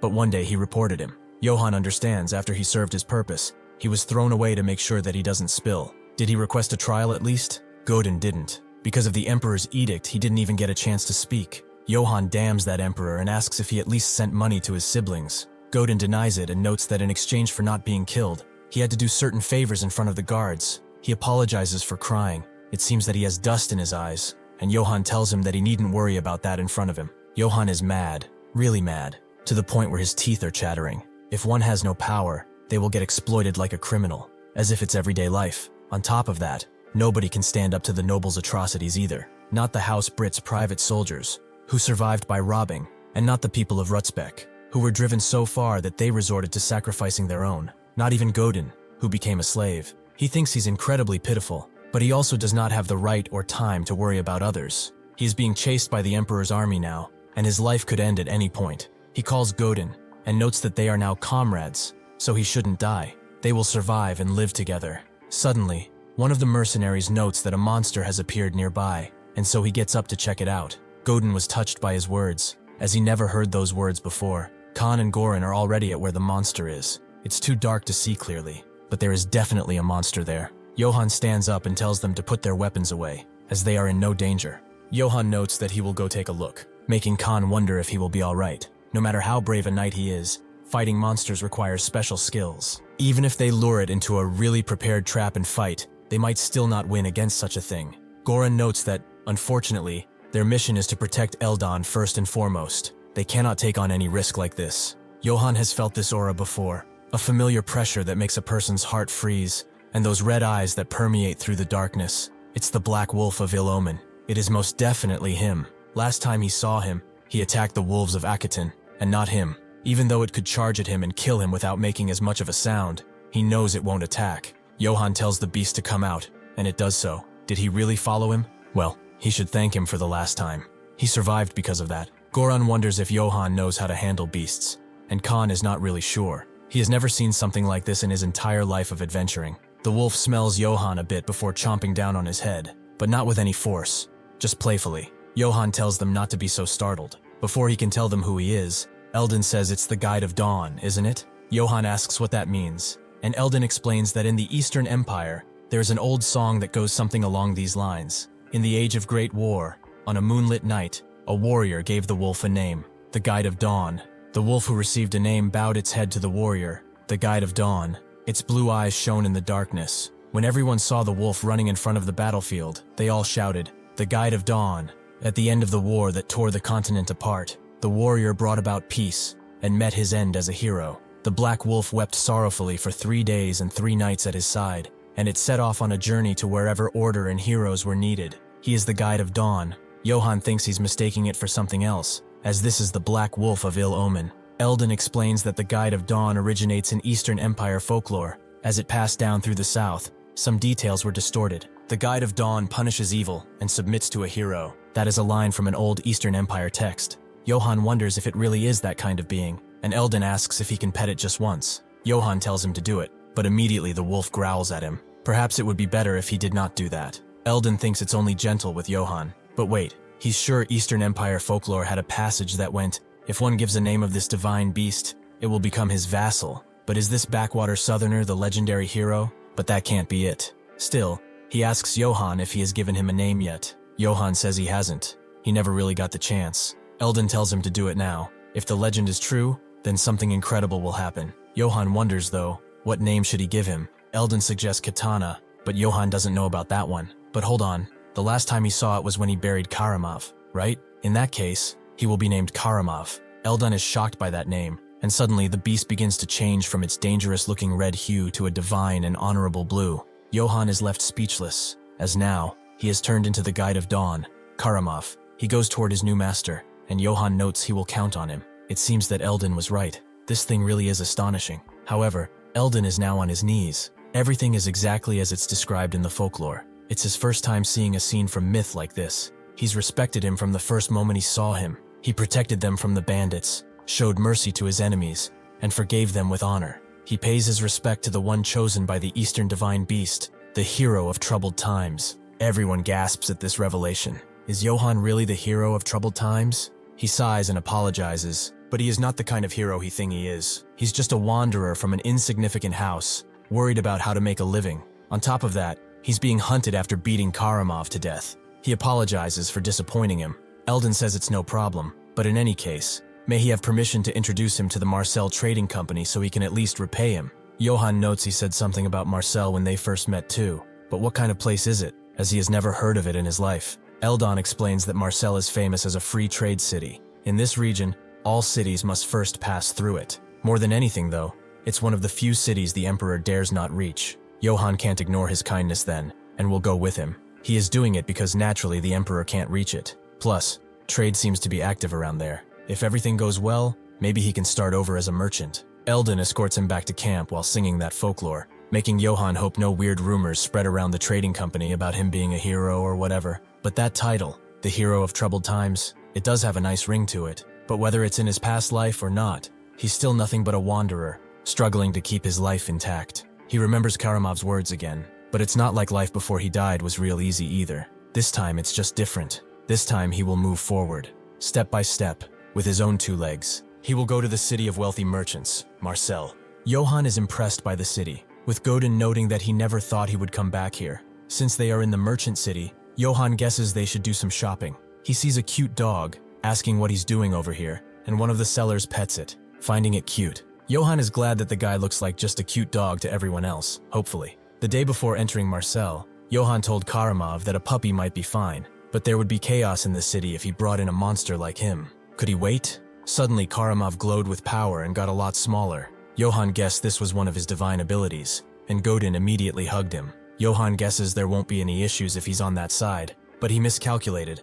As he's still drawing attention, they need to get out of here, as they are still being pursued. Godin grabs his attention and explains that if he buys a large bag that can hold luggage, oil, and vinegar, he can handle the equipment. Johann forgot he was a merchant too, but he only had 4 silver coins. Can they really buy that much with so little? Godin picks up 1 silver and promises to get everything he mentioned with just 1 silver. Johann laughs and tells him not overdo it, not really believing that he will achieve his objective. However, 50 minutes later, Godin comes back with everything. Firstly, they bought his tactical bag and Godin's large backpack. This will make storage easier. Godin then used his incredible gift to sell the shattered helm for a high price. He even got a mace thrown in. Now that he does not have to keep showing that cursed blade, he's safer. On top of that, after buying vinegar and oil, they even had change left. Somehow they ended up with more money than before. If he can sell a broken helm for that much, how much would Karama's equipment be worth? If he goes back for it later, he will definitely sell it. Johann tells Godin that he looks quite happy doing familiar work. He guesses that he liked his old job. Godin admits he missed this life. He became a slave, not knowing if he would survive the next day, and living in constant fear and despair. But now that he has met him, he feels like he's returned to his life from back when he was a merchant. So that's why he's so thankful. Even if he had not been a slave, he would have liked to adventure with him.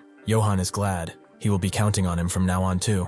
Well, they should get to exploring Marcel too. Johann, who has only known hardship, is finally experiencing a happiness that far surpasses the life of a wanderer after arriving in Marcel. He's eating some ribs, which do not even compare to the old jerky he ate, which had the texture of a leather shoe. This meat melts in his mouth, and back then he couldn't even take a bath, and his whole body itched. But here, he can bathe whenever he wants. When he was traveling, he never had a proper space to sleep, but here, he can sleep under warm, soft blankets. Life in Marcel is very good, and he has decided that he is going to settle here. And so, Johann dreamed of settling down, but fate did not allow such a thing to happen. The next day, in the city square, as Johann is enjoying his peaceful life with Godin, he overhears some merchants talking about bandits, who, this time, took one of the merchants' daughters. On top of that, the goods they were bringing were stolen too. The merchants were worried about the news of tomorrow, how they would live properly with bandits roaming about. Godin noticed the atmosphere wasn't good, and he guessed it was because of this. Suddenly, one familiar mercenary screams at a meat seller, wanting 1 meat skewer, as he had not paid yet. It's been 4 days since he last ate anything. This man was a straggler from the mercenary group Wolves of Akiton. He lost his main group in pursuit of Johann, and as he wandered, He ended up drifting here. Suddenly, they both notice each other, and the mercenary immediately begins pulling out his blade. Johann wonders if they really tracked him all the way to Marcel. This is really bad. Nothing good will come of fighting right now. Still, the mercenary charges in, but someone else cuts his head off instantly. The man thought he was a bandit, but it's just a robber. With the current security being so terrible, all kinds of freaks are crawling out. Brazil asks Johann if he is hurt anywhere, and Godin says that they are not. The man tells them to watch themselves out here and rushes out. A few minutes pass, and the same man screams out at the citizens of Marcel. They should not worry. He is the captain of the Oak Tree Mercenaries, Brazil.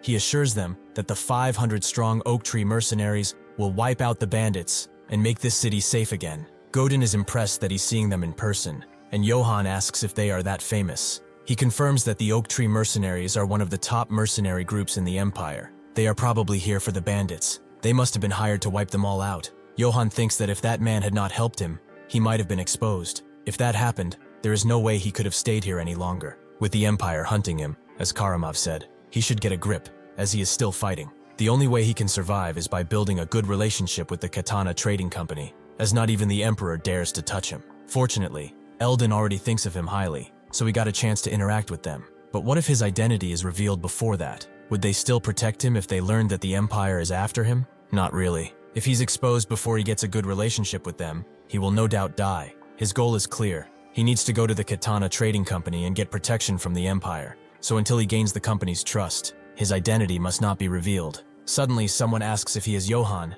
and she introduces herself as an exclusive maid of the Katana Trading Company, Ibelka. She heard of his exploits, and they were impressed, so they would like to form a close bond with him in his house. If he is not busy, could he come with her to the Katana Trading Company? They go there, and Godin stays outside with Karamov. Johann is glad he finally made it. This place could change his life, so he hopes the talks go well. A person comes from behind, noting that she heard of his exploits from Elden. She would like to formally introduce herself. She is Ian, the branch manager of the Katana Trading Company's Marcel branch. Johann introduces himself too, and Ian notes they should talk over a cup of this. This tea is a trade good brought from the Mediterranean. Johann thinks this is straight coffee, but thanks her nevertheless. He notes it has a wonderful aroma. Is it perhaps made by roasting fruit seeds and brewing them?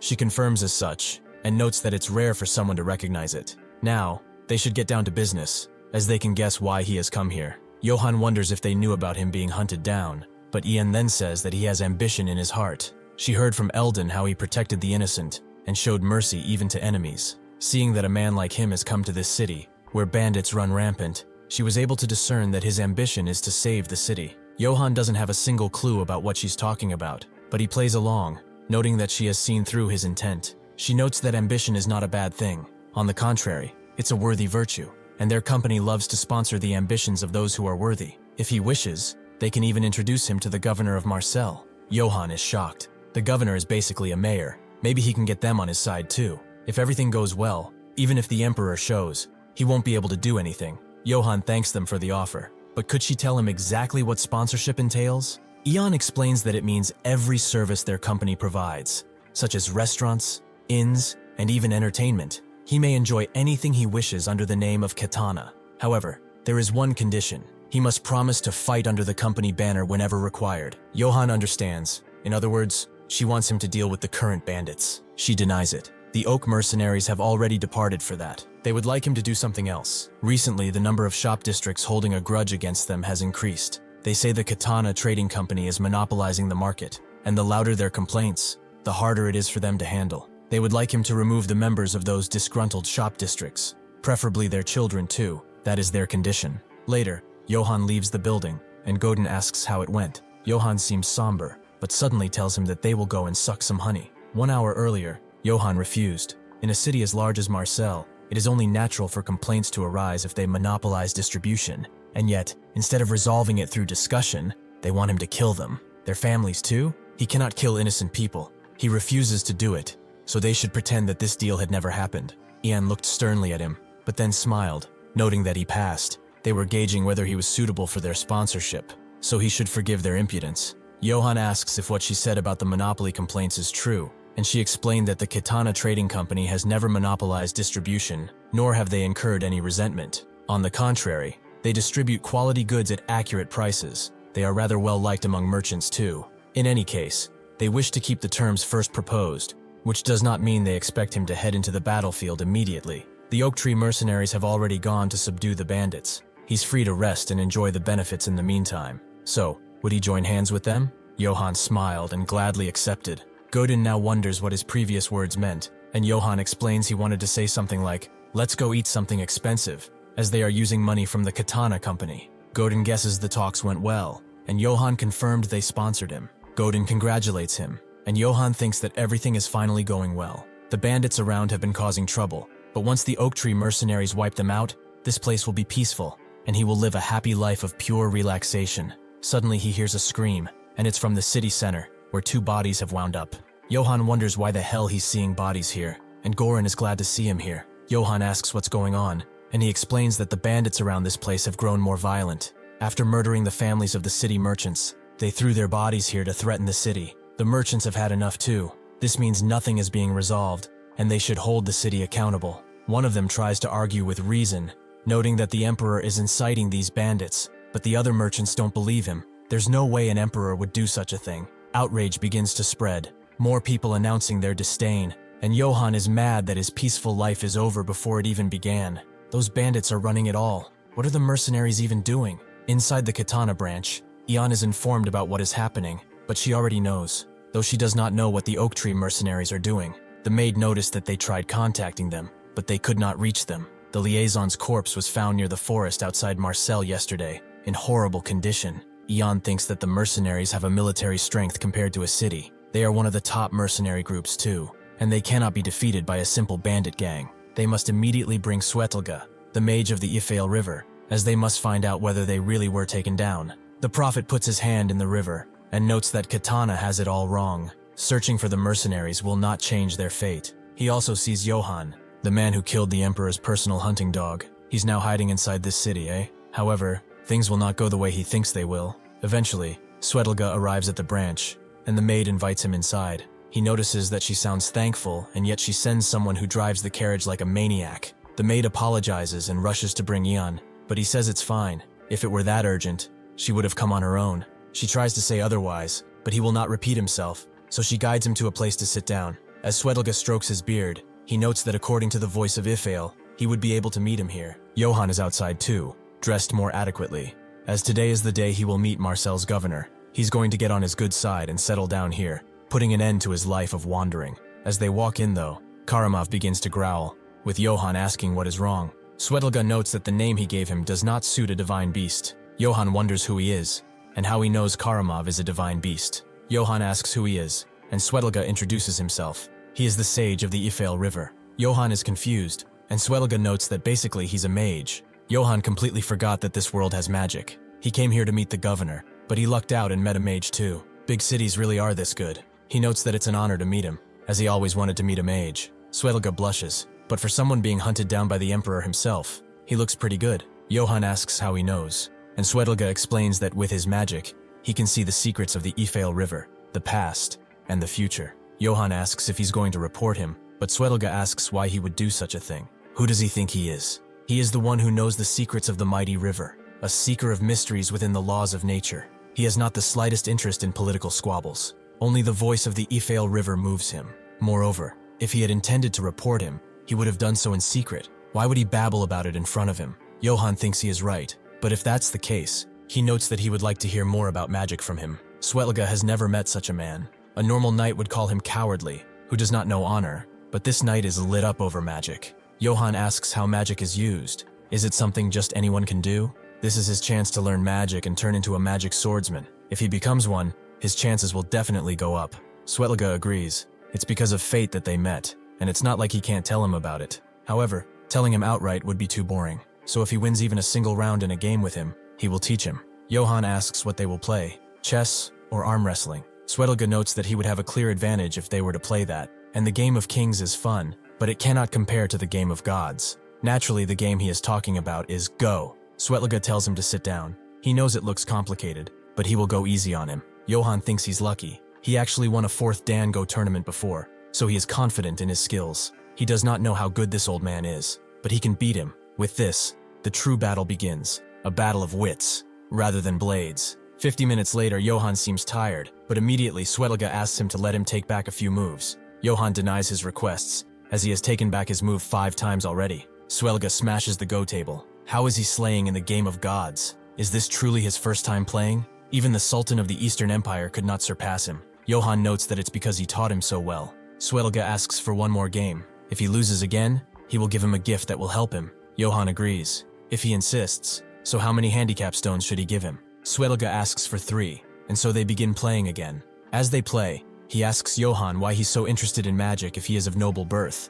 Johann notes that he already knows the Emperor wants him dead. Wouldn't it be better to have more tools at his disposal? Swelga notes that if he wishes to use it for combat, they can stop here, as the knowledge he can offer is nothing of the sort. Johann asks if magic really can't be used in combat, and Swelga indulges him, since he did promise him. He heard of those who applied it to combat, but he should listen very carefully. What people commonly call mages mainly discover the mysteries of nature. Some discover them in wind, some in fire, and some even in some of sulfur. A certain fool even bragged that he discovered a mystery in the Black Forest. Those discovered mysteries are called spirits, and mages borrow the power of said spirits. They usually lend their powers without asking for anything in return, but there are times when their whims cause death. Even if he comes in contact with a mystery, he should be careful not to go against their will. Johann understands. He probably won't risk his life only for a little magic. He doubts magic items even exist at this point. Ian rushes towards their room upon hearing that Swelga is here, the maid apologizing, as he said not to tell anyone.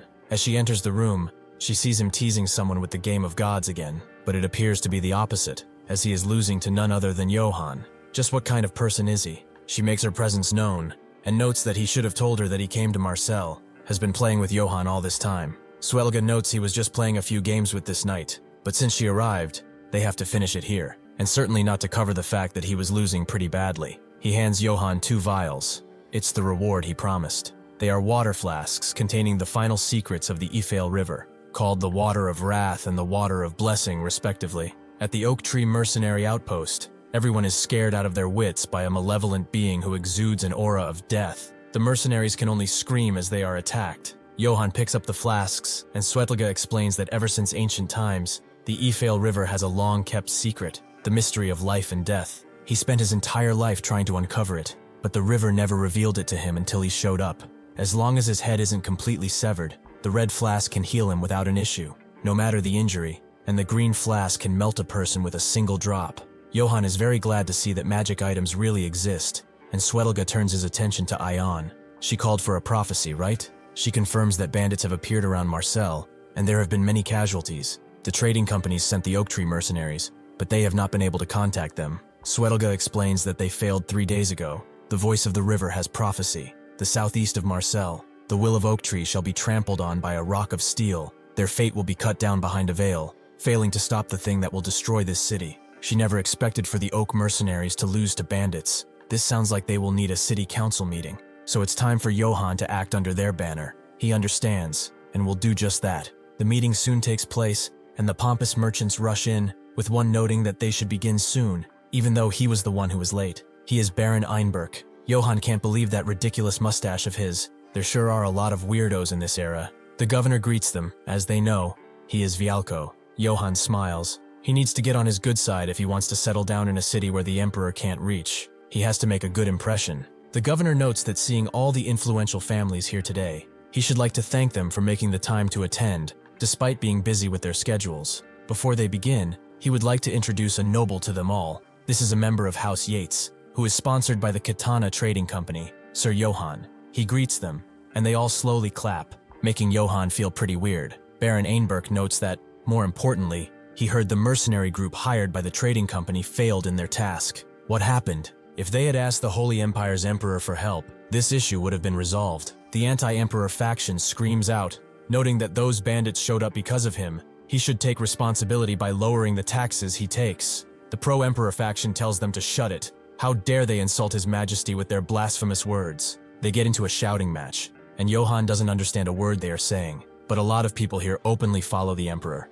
He will be in danger if he's exposed. Suddenly, Vialco tells them to shut it, and they all sit down like a bunch of puppies. Ian clears her throat and explains that they understand their concerns, and prepared a backup plan to form a second subjugation force and strike the bandits at their source. They are all surprised, but Baron Einberg notes that he expected nothing less. The Emperor values Marcel's peace above all else. All he needs is to say the word, and he will send his troops. Johann thinks that absolutely cannot happen, and hopes Vialco turns them down. He agrees that Einberg contributed a lot to the city. In fact, he is grateful, but he must decline. His Majesty must be busy with the recent rebellions, so he wishes to lighten his burden. Marcel will organize a new mercenary force that includes Johann. Einberg notes that if this is his decision, then he will leave it at that. Johann breathes a sigh of relief, but that mustache guy is probably pro-emperor, and he and the emperor seem close. Eldon said the emperor couldn't touch Marcel, but that's not what it seems like. Well, they should continue the meeting. The members of the council have prepared a tea gathering. As they all leave, Vialco asks Johann if he can spare some time, and he agrees. If he really is pro-emperor, then he should run away immediately. He really has the worst luck. As they leave, Einberg looks at them. As the two get to Vialco's office, he asks what house he belonged to again. Johann explained that he is from Yates, clearly lying, and Vialco is glad to hear it. They are rather special, known for their date palm-infused liquor, which is famous among those in the know. Johann never expected this to be a real family, and Vialco pulls out some liquor from his house. He must imagine he misses home. Johann thanks him, drinking it, and noting that it brings back memories. Clearly lying again. Vialco is glad, but has his house been doing well? He heard the Emperor's cold blades swept across the north, a tragedy to be sure. Unfortunately, many houses were purged, and the survivors scattered across the land, and are now bandits. Among the purged houses, one person is said to be wanted for treason. They say he's from House Eights after all. Johann notes that this is the first time he has heard of such a name, and Vialco understands. He's gone too far with the small talk. That reminded him, however. Did he know that what he just drank was actually some cheap whiskey, and not the date palm-infused liquor? How about they stop with the wordplay, Johann Eights? He will not hand him over to the Emperor, or perhaps he will? Johann asks what he means, and Vialco explains his decisions are based on if Marcel benefits or not. Whether the city needs the pro-Emperor faction, or the anti-Emperor faction, nobody can say for sure. He will use the balance between them to protect the city. Right now, the most urgent task is the bandit gang, so he should wipe them out, earn merit, and prove that this city needs him. If he can't, then he will send him straight to the Emperor. Johann slumps over after this. He finally thought he was going to have an easy life, but it was just another shackle around his neck. Should he just run away? Remembering all he went through, though, he thinks that nothing in this world is for free. If that's how it is, he will get in that bastard's good graces. Godin notes that the subjugation force is coming. The men Vialco gathered for him, the Red Iron mercenaries, the St. Iena Monastery, and even St. Galanto. Godin thinks this is amazing. He cannot believe such big shots are gathered in one place. They are all well known around here. While the St. Galanto Monastery is a male-centered order of holy knights, famous for alchemy, the St. Iena Monastery is a female-centered one, said to be powerful enough to hunt trolls. The Red Iron mercenaries are siege masters. As dwarves, they value honor and are loyal, but they are also open-minded. The Knights of Count Bartok are coming too. They are elves from Erang's renowned for their skill. Johann notes that elves are rude as hell, which makes Godin laugh. Johann thinks this is enough, so he should take a look at the people he will fight alongside. The first to show is the Red Iron captain, Kumal, with Eon thanking him for answering the call. This is the knight of the trading company who will be fighting with them. Johann greets him courteously, but Kumal tells him to speak casually. Johann notes he cannot do such a thing as captain of the force. Does he not need to uphold his pride in front of the men? Kumal notes that he is thoughtful, but even if he speaks casually, nobody will doubt his authority. Johann will take him up on that then. With that, he asks how the Holy Knight will be moving, with both leaders noting that they will move with his men. This is St. Iena Monastery's vanguard commander, Villia, and the St. Galanto Monastery vanguard commander, Agante. Kumal offers his thanks for their consideration. Johann thinks that this dwarf is pretty decent. He doesn't get why the subjugation captain has to ask for consent over command authority, but he likes him.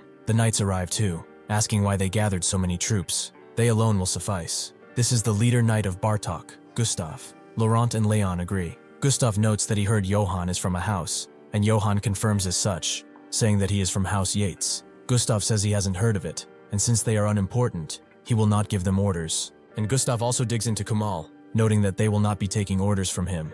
He also orders Yaon to prepare a grand send-off feast in the name of Gustav. Johann now understands why the dwarf asked about command authority, but still, with their lineup, they should be able to wipe out the bandits, even if those elf bastards are just obnoxious. This battle might go well. Suddenly, the maid comes to Eon and whispers something, causing her to go to Johann and say that someone wishes to meet him. He asks if it's Vialco, but judging by her reaction, it clearly isn't. The night before the second bandit subjugation force departs, in the open field near the Marcel, the knights drink and eat like there's no tomorrow, and cheer for the death of their enemies. In the etiquette of this world's nobility, Refusing a drink can be taken as an insult because it implies they do not trust the other party. Johann arrives at the person who wanted to meet him, seeing the alcohol, making him wonder if nobles just like to drink all day. Well, at least it's not that cheap whiskey Vialco used to test him. Just thinking about that gave him a headache. The noble notes that he's the noble marching out tomorrow to wipe out the bandits. Is it the reason money? Johann asks who he is to ask such rude questions without revealing his face,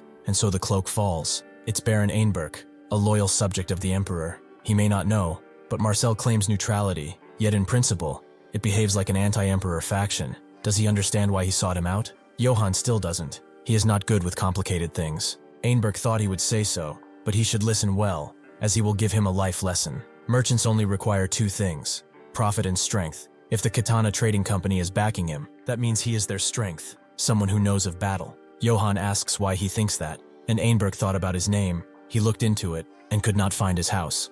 Though House Eitz, which does sound familiar, exists, it was wiped out because of treason, not only their lord, but everyone in the keep.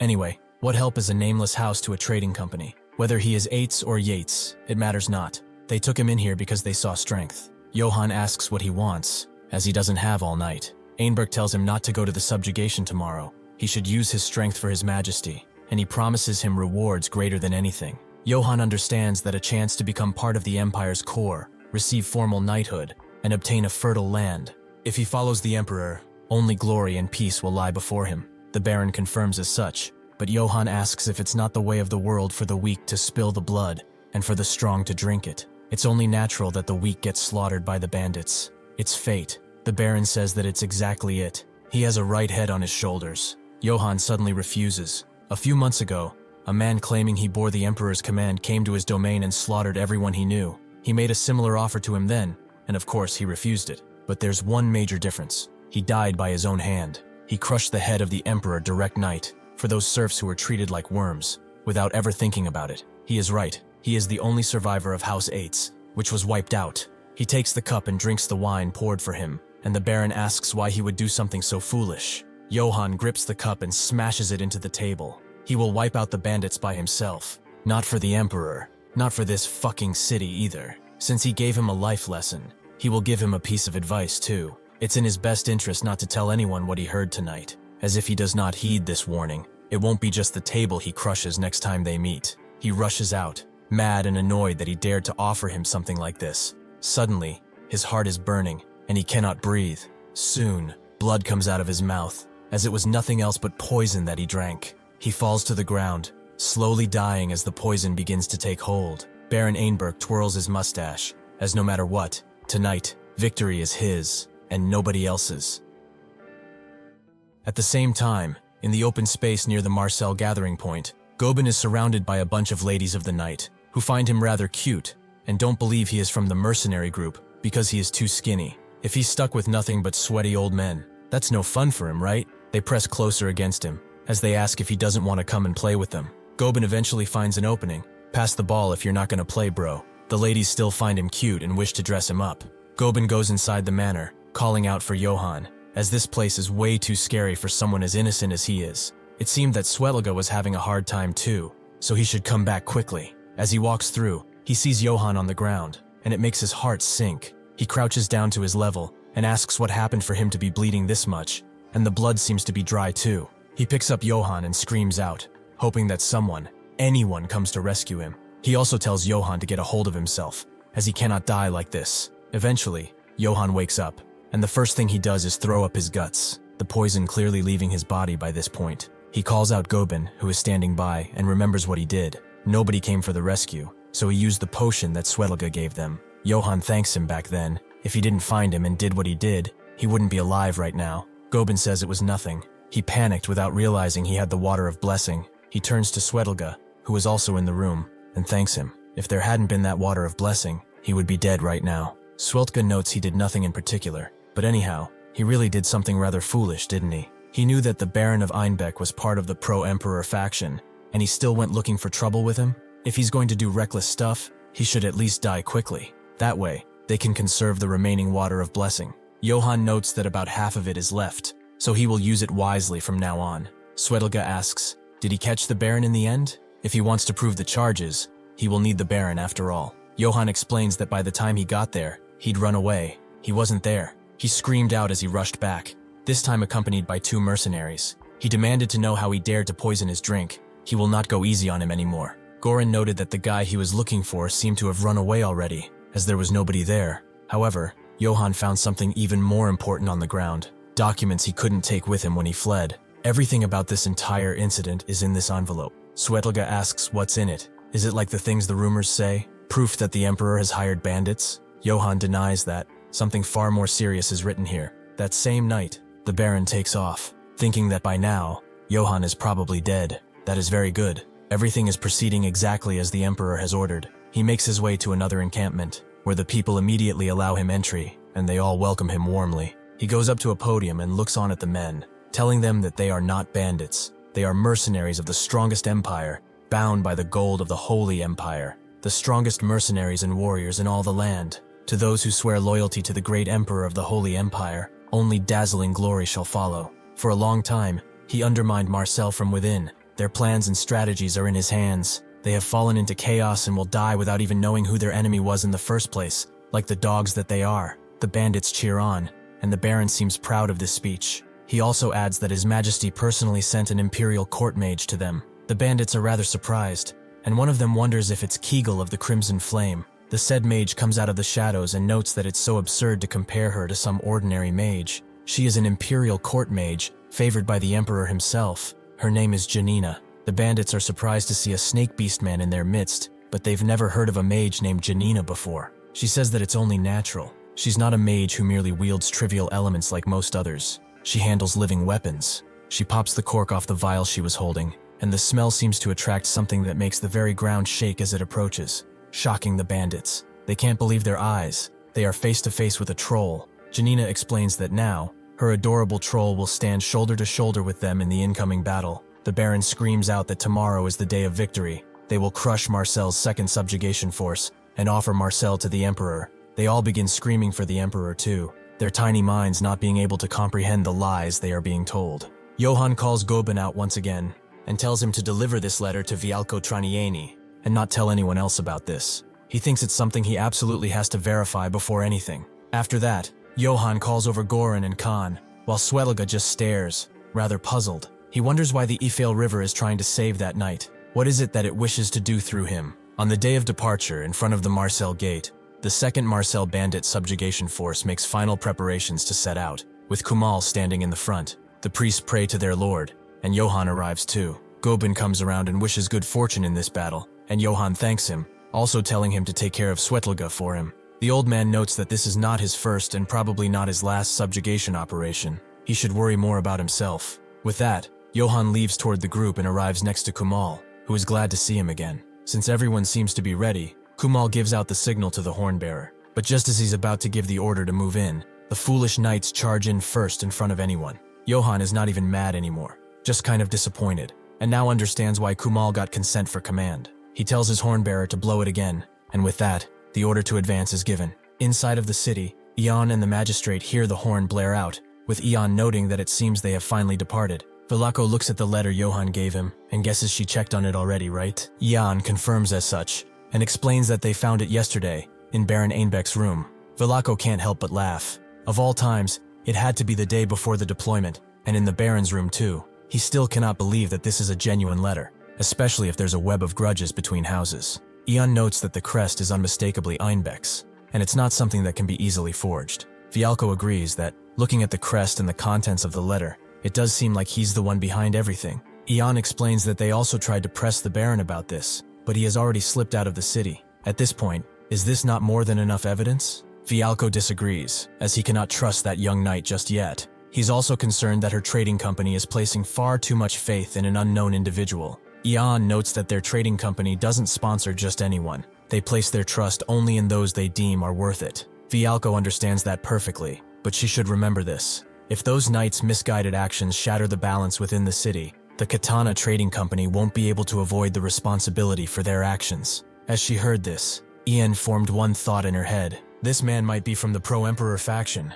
At the Pro-Emperor faction camp, the people inside the tent ask if what the Baron said is true. He confirms as such. He just received word from the messenger. The second subjugation force has set out. and they will fall into their trap without fail. Marcel is basically already in their hands. His Majesty's hands, of course. The head of the pro-Emperor faction's Special Operations Duke Unit Mayhem laughs. All they have to do now is wait for the news of their victory. Once this is all over and they take over Marcel, the first thing he's going to do is patrolling the brothels. The Baron twists his mustache in response, and Janina finds what this guy said kind of disgusting. But Mayhem sees that the Baron's expression remains pale, and so he asks what's wrong. He notes that it's nothing for them to worry about. However, he asks Janina if she's heard anything about Karamov, something going wrong on his expedition, like him getting a serious injury or something. The two remain still for a second, but then laugh, as Karamov getting a serious injury is a rather ridiculous joke. Karamov is the Empire's strongest, even in swordsmanship, and he's practically wrapped head to toe in legendary equipment. This means that he's the core of the Empire's military power all by himself. For something to happen to that man, it would have to take 1,000,000 men. The Baron's nerves are calmed down a little now. What that lowborn said was actually something to try and deceive him. It's a good thing that he ended his pathetic life. The subjugation unit eventually arrives near the battle, where they see that Gustav's unit swept through cleanly, seemingly taking care of a couple of bandits ready. Gustav's man sees them, and notes that they thought something happened to them. But it's just the dwarves being slow, isn't it? Kumal steps forward and notes that he is indeed a dwarf, but Johann is actually a noble, so how about they show some respect, before he crushes those pointy ears of his, that is. As they bicker, Johann thinks that elves and dwarves really don't get along, as expected. He tells Kumal that this is enough, and he apologizes. Johann moves his attention to one of the elves, and asks if there was fighting here, and where everyone else went after the battle. The elf explains that the valiant Gustav and the elven knights wiped this place clean. They are now leading the main force in pursuit of the remaining bandits. Sure enough, they are marching through the forest against the bandits, who are all running for their lives. The elf also emphasizes that every piece of loot and prisoners here belong to Gustav and the knights. They arrived late, so they do not have to share. Kumal notes that they have already been paid by the trading company, so they can split up the copper and broken blades they find among themselves neatly. Johann feels that something is off. The bandits wiped out the Oak Tree mercenaries of 500 men, yet they lost on one side against maybe 20 men. It's like the elves didn't even take a single casualty. He looks on at the forest on the right, and thinks it's the perfect terrain for an ambush. He asks the elf if they searched the forest around here, but he wants to know why. Is he planning a hunt or something? Johann knew it. Those bandits retreated on purpose to lure them deeper inside. This is clearly a trap. Kumal gives out the order to keep moving. If those pointy-eared knights start nitpicking again, they will hear no end of it after the battle. Johann tells him to stop only for a moment, and tells him to get the unit in a defensive formation right now. All shooters are to concentrate fire into the forest. Kumal tries to tell him that attacking an empty forest is a bit of an exaggeration, but Johann explains that if there is an enemy lying in ambush in that forest, the terrain here puts them in serious danger. They need to make sure first before they pass through. Kumal believes they can just crush them, as these are only bandits. Johann believes he's too short-sighted, as they even annihilated the famed Oak Tree mercenaries. They can no longer treat them like bandits, so before the main force goes deeper, they must confirm right now. The elf there laughs, and Kumal notes that if they pour firepower in, and it turns out that there was nothing, those pointy ears will humiliate them. They will call them cowards scared by bandits. Johann tells him that if he can trade his honor for the lives of these men, then he will do so as many times as it takes. The elf continues laughing, and Kumal is pretty annoyed, but he decides to follow Johann's suggestion. He thinks this is good. He managed to persuade them. Unlike last time, Kumal orders the men to get in defensive positions, and the shooters to prepare to fire. The dwarves put up their long shields, and above them, the arrowmen prepare to fire towards their flanks, and the mortarmen split up to accommodate the sides. With that, they fire into the forest, and they actually hear the clinks of armor as the arrows are stopped. Everyone is surprised, as there really was an ambush. But the most surprising thing is that this is no bandit gang. Before all of this, Johann asked Goran and Khan if they had heard of the Bullhead mercenaries. Khan has. Even among mercenary groups, they are pretty well known. There's an all-elf mercenary group called the Wolves of Akiton, and they say the Bullheads are even more expensive than those bastards. Johann wanted to know everything he knew about them, but Khan didn't know much. For mercenaries, they are strangely surrounded in secrecy. The hiring fee is high, and they don't take on just any job. From what's known, their movements are like a herd of enraged bulls. They charge straight into the center of the enemy formation, break through the defensive line, and collapse the enemy from the inside. Johann thought they were using penetration tactics, not unlike Germany's blitz tactics from the Second World War. Goran asked if he thought they would be facing them tomorrow, and Johann confirmed as such. The enemy we'll be fighting tomorrow is not just a band of bandits. It will be the Emperor's elite mercenaries. Khan noted that if they ran into them tomorrow, they should retreat no matter what, and avoid a head-on clash no matter what. Johan asked why, and Khan explained that if they fight head-on, they won't stand a chance. It's only a rumor that he's heard, but it's said that they can command a centaur. Johan was shocked, but he had heard of it when he was little, about the hero slayer Minotaur. It has a massive body and overwhelming strength. On top of that, it's a monster with intelligence close to a human. They say countless warriors and knights challenged it, and every one of them lost. Goran laughed and told him not to worry. Tomorrow they will risk their lives to help him retreat. Johan smiled, as he was planning to ask for their help anyway. Goran said that they wanted to see that bull-headed bastard too, and Khan said that they will probably have to run before they even get a look. Johan appreciated the sentiment, but he was going to ask them too for something else. The bandits who were acting like scouts were killed immediately because of the assault of arrows, but the bull mercenaries are clad in armor, and one of them notes that they should all prepare to charge. The heavy hoof of the Minotaur crashes on the ground next to him, and he lets out a bunch of air from his nostrils as the arrows continue to pelt him. The warriors put on their helmets, and they advance toward the enemy. The mortars are shot again, but they don't seem to do much against the heavily armored group, who stands in front of the subjugation force without fear. Suddenly, the Minotaur screams out, and the bull mercenaries charge in, moving exactly in a penetrative position. Kumal looks at them. He can't believe he's finally seeing the bull-headed mercenaries. Johan thinks that even if they prepared in advance, it still turned out to be a frontal collision. He has to do something about this. He tells Kumal to brace for impact, as they will be charging straight at and through them. He will do something about that charging formation. Kumal tries to tell him that going alone is far too dangerous to even be considered, but Johan rushes in, making Kumal tell his red iron mercenary to listen up. These bull-headed mercs are trying to test their might, but they will learn soon enough just how useless their weapons and armor really are. The bull-headed mercenaries see Johan approaching, but don't even flinch, as it is only one man. If he is desperate to die, then they will grant his wish. However, Johan, using only a mace, begins to swipe down, taking one of the heavy mercenaries down instantly, before pummeling the others as he goes through, seemingly breaking their formation as they attempt to slow him down. The second leader sees that he's trying to smash their formation, so he shouts at everyone to maintain the breakthrough formation no matter what. Johan is left alone, and damns it all, as he didn't expect them to realize what he was trying to do that quickly. Kumal tells his men to get ready, just as the bull mercs are at their doorstep. Both merc groups are screaming out, but the second bull merc leader smashes through their shield formation, and his men begin to rush in, killing man after man in a brutal push toward the middle. Seeing this, however, Kumal and his warriors charge in, Kumal himself cutting the elite merc's leg before hitting his jugular, putting the heavy man to the ground, shocking his men.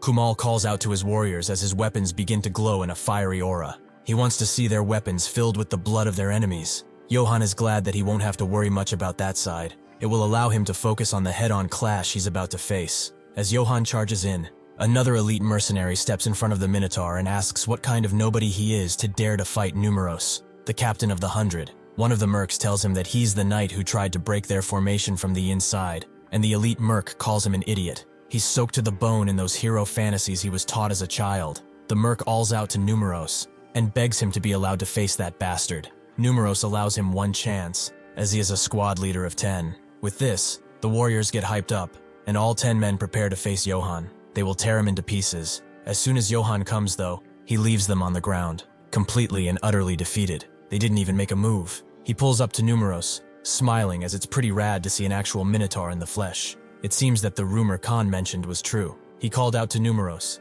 asking if he is the captain of these mercs. Numeros tells him to get off that horse while he still can, because when he chops him into tiny bits, his horse might get hurt. He likes how that horse carries itself, so he should get down. His men are already calling dips on his shoes and armor, and Johan does get down, as he wouldn't want the horse to get hurt either, since he was named after his brother. Also, if he does win, he will make a stew out of his tail. But they shouldn't linger any longer and should come at him, as he looks like an expensive-looking gift set. This flies over Numeros's head, as gift sets don't exist in this time, but Johan just smiles. Numeros suddenly rushes in, wielding his axe mightily as he sends it toward Johan, who is forced to do an unnecessary backflip.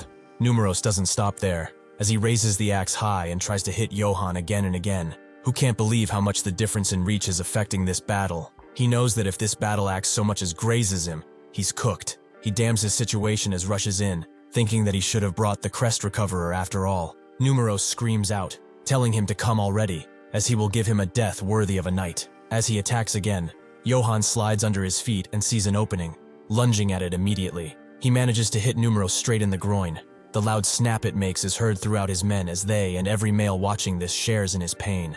Numero's pain sensors are in a state of shock too, and he drops his axe as he clutches his pearls. Seeing him so defenseless, the cruel Johann charges in once again, this time aiming directly at his head. Meanwhile, the dwarf mercenaries are holding their own against the bull mercs, but it's clear that little by little, they are being pushed back. Seeing this, the priests produce some vials in their hands and ask God for forgiveness as they drink the contents. The bull knights look at them as they charge in. Seeing that the holy knights have gone berserk, using the power of this potion, their senses increase threefold, allowing them to cut up the armored mercenaries without issue.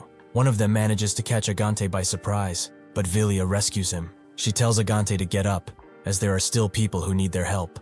Agante takes her hand, noting that screams are hymns, and fresh blood is holy water. The light will be with them. The bull-headed mercenaries still refuse to fall back in spite of this, as Numeros will crush that knight and come back to save them. Unfortunately, their lord is now on the ground, completely and utterly defenseless as Johann stands above him, wondering if he has any last words, since he's a hero slayer and all. The mercs put down their helmets, accepting that their leader has lost. Numeros apologizes for mouthing off. He begs for his life, seeming more like a beggar than anything. Even if he were to kill him, it will not help his honor at all, as he is not a real minotaur. Johann asks what he is talking about, and Numeros explains that he's only a half-minotaur. He's not as strong as a pureblood, and he's not as smart either. Even if he does kill him, it will only count as a small achievement. Johann doesn't really know what he's talking about, and then calls out the bugler, telling him to inform the ones that went ahead that they have been defeated. Numeros sighs, thinking that they are screwed, but Johann is not done with him, as there is something he needs him to be a witness to,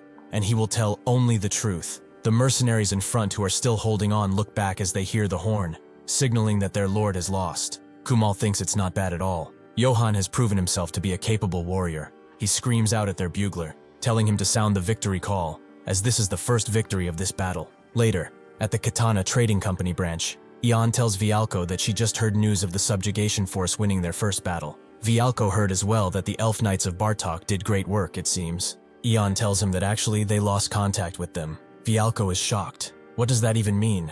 There is no way Elf Knights would lose to mere bandits. Ian agrees that would be the case if they were an ordinary bandit gang. But as Johann claimed, there was a mercenary group hiding their identity. She gives him a document that just arrived, and so he should read it. The bullhead mercenaries confessed everything. They said it was all at the instigation of the Baron, confirming that the previous letter was indeed his. Vialco is surprised. If she's talking about the bullhead mercenaries, it means their captain is that Minotaur, right? His admitting to the charges means he was captured alive, but who could do something so absurd? Ion tells him that there is someone who does absurd things from time to time, and he can guess who that is. Johann takes a rest. Swedelga, along with Godin, comes into his tent, with Swedelga noting that he has worked pretty hard. Johann tries to get up, noting that he came a long way to get back to the outpost, but Swedelga tells him not to get up. He's pushed himself hard today, so he should get some rest. Godin then explains that he has heard everything. They say he swung his mace once, and a whirlwind of air burst out, taking out 50 men in a single strike. Was that how it really went? Johann sighs, telling him not to exaggerate, but he kinda likes this praise, and he wants even more, to the point where even Vialco can hear it. Suddenly, though, someone else comes, noting that this boy is not exaggerating at all. It's Kumal, who notes that the Red Iron mercenaries do not see it that way. He deserves every bit of praise he receives. The way he charged straight at the enemy, it set all of their hearts ablaze. The valor he showed this day will be a great example for even dwarves like them. Johann notes that he flatters him, but he will accept this flattery gracefully. With everyone talking him up this much, Vialco will surely look at him in a more favorable light too, right? Suddenly someone else comes again, noting that his strength is impressive, but they are truly shocked by his tactics. It's the Holy Knights, both Vilya and Agante, who wish him the kindness of their saints. Vilya notes that if it weren't for him, they would have walked straight into an ambush. There aren't many knights who excel at strategy and tactics around this part. And beyond, she was deeply moved by his character. He actually spared the enemy commander. Johann guesses she's talking about the Minotaur. Once he actually fought the guy, he didn't really seem like much. Besides, there was no need to kill him, right?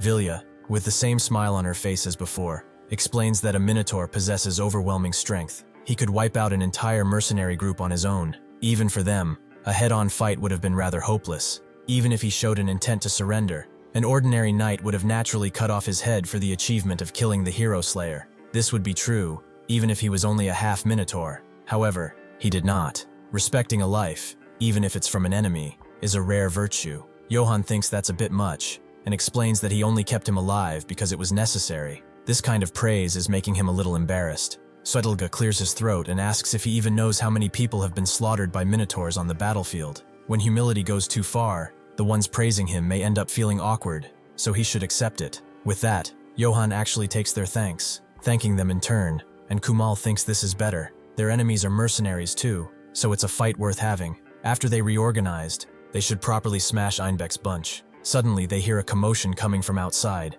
and they all go to check it out, finding only a messenger from Gustav's posse. Kumal notes that, from the looks of him, it doesn't seem like he is here to deliver news of victory again. The messenger immediately goes to his knees and begs for reinforcements, as they were wiped out by a troll. That night, as they were following the remnants of the bandits through a swamp and taking them out one by one, they thought this was anticlimactic, to the point where it doesn't even get their blood up. Either way, they came here because they owe them a debt, right? They were never expecting an honorable fight in the first place. They all owe the trading company, so they should go and wipe them out as repayment. Count Bartok said the same thing, didn't he? Another elf noted that they should damn those trading company bastards. So what if they borrowed a little? They ran tattling to the Count. They'll keep chasing after them, as they'll have to take the spoils too. After all, they told them to listen. From this point on, they will pursue the fleeing enemy and annihilate them. They will strip them of anything that looks valuable, and anyone who pockets the loot themselves will be subsequently punished. His men charged in, and another of the knights now got off his horse, thinking that they should catch their breath and shake their equipment. He didn't even know there was a place like this near Marcel. Gustav agreed. It's the kind of place that makes one's skin crawl. Feels like something's about to jump out at any point. Sure enough, after a while of waiting, someone was coming. Someone who looked stranger, like one of their soldiers. But there's no way they finished the annihilation that fast, right? Suddenly they see that this soldier is almost entirely broken, and as he begs for help, a hand smashed into him, annihilating him. Gustav drew his blade immediately and asked what this is. That's when they came face to face with the troll. They fell into the trap those bastards set. The bandits vanished, and then a troll descended on them. Johann guessed as much. It was a trap to lure them deeper inside, but he's saying they're controlling a troll. There's no way something like that was in Einbeck's letter, right? The messenger explains that the 3 knights of Bartok are still there, so he begs them to please save his men. Kumal looks at the others and asks what they think. Vilya notes that it's their creed not to turn their backs on those in trouble, but this might be too much, and Agante agrees that for now, they will follow his judgment. Johann asks what kind of creature a troll is, as it'll be easier to decide once they know. Vilya explains that she has defeated a troll before. However, if she hadn't had the help of God, she wouldn't have had even a sliver of a chance. A troll's hide is tougher than any rock, and its muscles are like ropes of steel. It's so hard that most attacks don't even affect it. The monstrous strength comes from its overwhelming size, and is beyond what humans can even endure. What's truly horrifying is that even if one manages to pierce that hide and muscles while leaving a wound, it heals immediately, as if nothing had even happened. That's probably what happened to the others too. They managed to injure it but couldn't deal with it. The messenger tells them that there is no time for this. He just needs help. Johann asks Vilya what she thinks. Will she go to rescue them? She knows that if Kumal permits it, then she will do so. However, even if they run at full speed, those people have probably already entered their eternal rest. Kumal lets a loud sigh, but tells the elf soldier to listen. He apologizes, but he doesn't think he can send a rescue party. Their mission isn't finished yet. Besides, even if they go now, they can't guarantee they'll still be alive. Before anyone can say anything more, Johann agrees to go, confusing Kumal. This isn't something that he can take lightly, even if he took down a minotaur. Johann explains that, with brave warriors like him here, he doesn't think it will be a serious problem if he steps away for a few hours. If they're sending a rescue party, he will go. Kumal is shocked, and notes that he already heard it. Now that even if they're going, it will likely be meaningless, on the contrary, only to put him in danger too. Johann asks, what if they're alive? What then? He cannot stand by and watch as a troll slaughters innocent people. If even one of them is alive, then is it not worth rescuing them? The 2 priests are amazed and very touched, and Johann crouches down to Kumal's level, asking him to send him. Kumal lets a loud sigh, and notes that he surprises him every single time. He will have his rescue party, but seriously, just how noble is his character? Godin is touched too, but Swetelga can see through his motives pretty well. Sure enough, Johann thinks that even if the opponent is a troll, the elf knights aren't weak either. If he hurries, they might be able to pull off a rescue, and they're from Orangs, right? He has heard that elves there are loaded, so as a reward, He is going to squeeze out as much gold as he possibly can. At the bandit camp, the bandit leader explains that a dispatch notice came in from the scouts. They said the elf knights have fallen into the trap. He can't help but laugh at this. If the elf knights of Erangs got wiped out just like that, then the relationship between the city magistrate of Marseille and Erangs will definitely be finished. Janina tells him not to celebrate just yet. They didn't manage to draw in the main party force, and the bullhead mercenaries surrendered too. From what she's heard, a considerable amount of the Emperor's gold coins were spent on them specifically. What happened for them to surrender this easily? She wonders. The Baron thinks that the bullhead mercenaries were disposable from the start anyway. Although the bandit leader notes that it's the first time he's hearing about it, the Baron suddenly pulls out a letter with a very important-looking crest and explains that the real plan lies elsewhere, so they shouldn't worry. More importantly, how is her troll doing? Is he doing fine? He has heard previously that trolls are weak to fire. If the elf knights figured out some way to counter it, it would be quite a bad situation for them. Janina tells him not to worry. Why does he think she stationed the troll in that swamp? That area has higher humidity than most places, so even torches do not light up well. The bandit leader guesses that there is nothing to worry about then, and she confirms as such. Without even being able to light their torches, they will meet their fate in the abyss of darkness and die by the hands of her creation. The church party makes their way into the swamp. Johann is surprised that they have a flame that burns really well in a swamp like this. What did she call this fire again? Vilya explains that it's Ina's fire, a holy magic. It's a spell passed down through their monastery for generations, mainly used when exterminating monsters like this. Johann guesses they hunt trolls with Ina's fire, and she confirms as such. A troll's rapid healing ability can be suppressed with the holy magic of this fire. Thanks to this sacred flame, they were able to kill that troll. Johann asks if it's different from normal fire, and she confirms as such. The casting speed varies depending on scale. Once it catches, even water won't put it out, and it burns whatever it catches to the very end. It's a flame of purification that incinerates the impure according to the caster's will. Truly, it is a cleansing flame. Johann is a bit scared, as that seems eerily similar to white phosphorus. She is impressive in many ways though. Holy magic, swordsmanship and stamina that doesn't fall behind the horse's speed is pretty incredible. Vilya laughs, noting that it is the result of receiving God's grace and training every single day. Johann admits it's reassuring to have her accompany them. He was a bit worried since they are such a small elite group.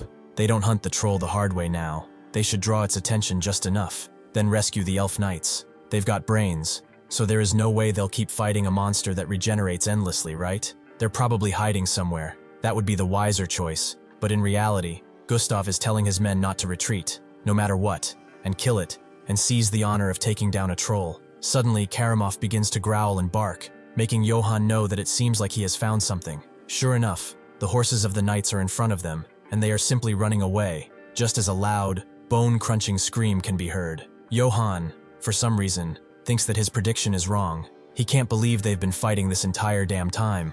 Vilya thinks it's good news though. It means that they are still alive. She explains that with the flames of this level, they cannot handle a troll. They should prepare a stronger flame. Johann understands then. He will go and buy her some time, but that's not really what she meant. Johann rushes in, telling Karamov to herd the horses that ran off, and continues running despite Vilya's attempt to drag him back with her voice. She tells her sisters to focus, as they have to create a stronger Ina's fire to help them. She pierces her sword into the ground and begins to pray, creating a circle and a cross with their blades, which begins to create even more fire that permeates even through the damp air and water of the swamp. Gustav is fighting the troll, as expected, dodging an incoming strike and slashing another with his blade. He is skilled, incredibly so, but the strike he put on the troll just closes back up, making his efforts fruitless, and he is running out of breath too. The troll screams at him, but Gustav tells him to shut up, as his breath smells. He thinks this is really bad. The soldier's morale is entirely broken, and his comrades are completely exhausted too. What does he even do right now? All they can do is maintain this standoff. Suddenly, one of his knights, Laurent, drops his blade, making Gustav ask what he's doing. He apologizes, but he cannot go any further. While that damn troll finishes him off, he should leave him behind, take the man, and go. The troll, seeing an offering so easy to grab, immediately rushes in and tries to grab Laurent, but before he can be killed, something pierces the troll right into its neck. A spear. How did someone manage to drive a spear into that hard body? Before they can wonder who it was, Johann screams at them, telling them not just to stand there blankly and make haste out of here. That same night, at the Katana Trading Company in Marseille, Vialco gets a letter from a ghost. Ion confirms as such the 500 men of the Oak Tree Mercenaries.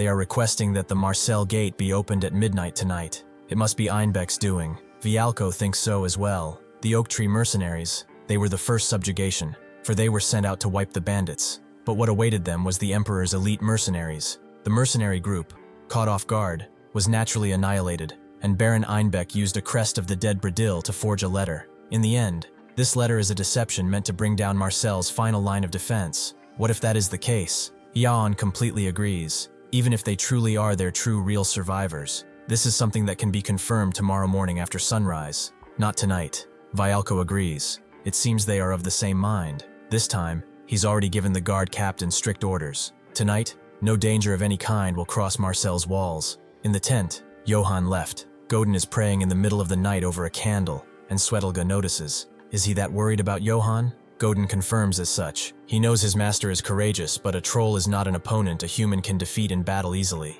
Swedelga agrees as he sits down. To kill a troll, one would need at least the strength of a legion, but there is no need to worry. Does his master not possess two waters containing the secrets of the Iphael River, the water of blessing and the water of wrath, right?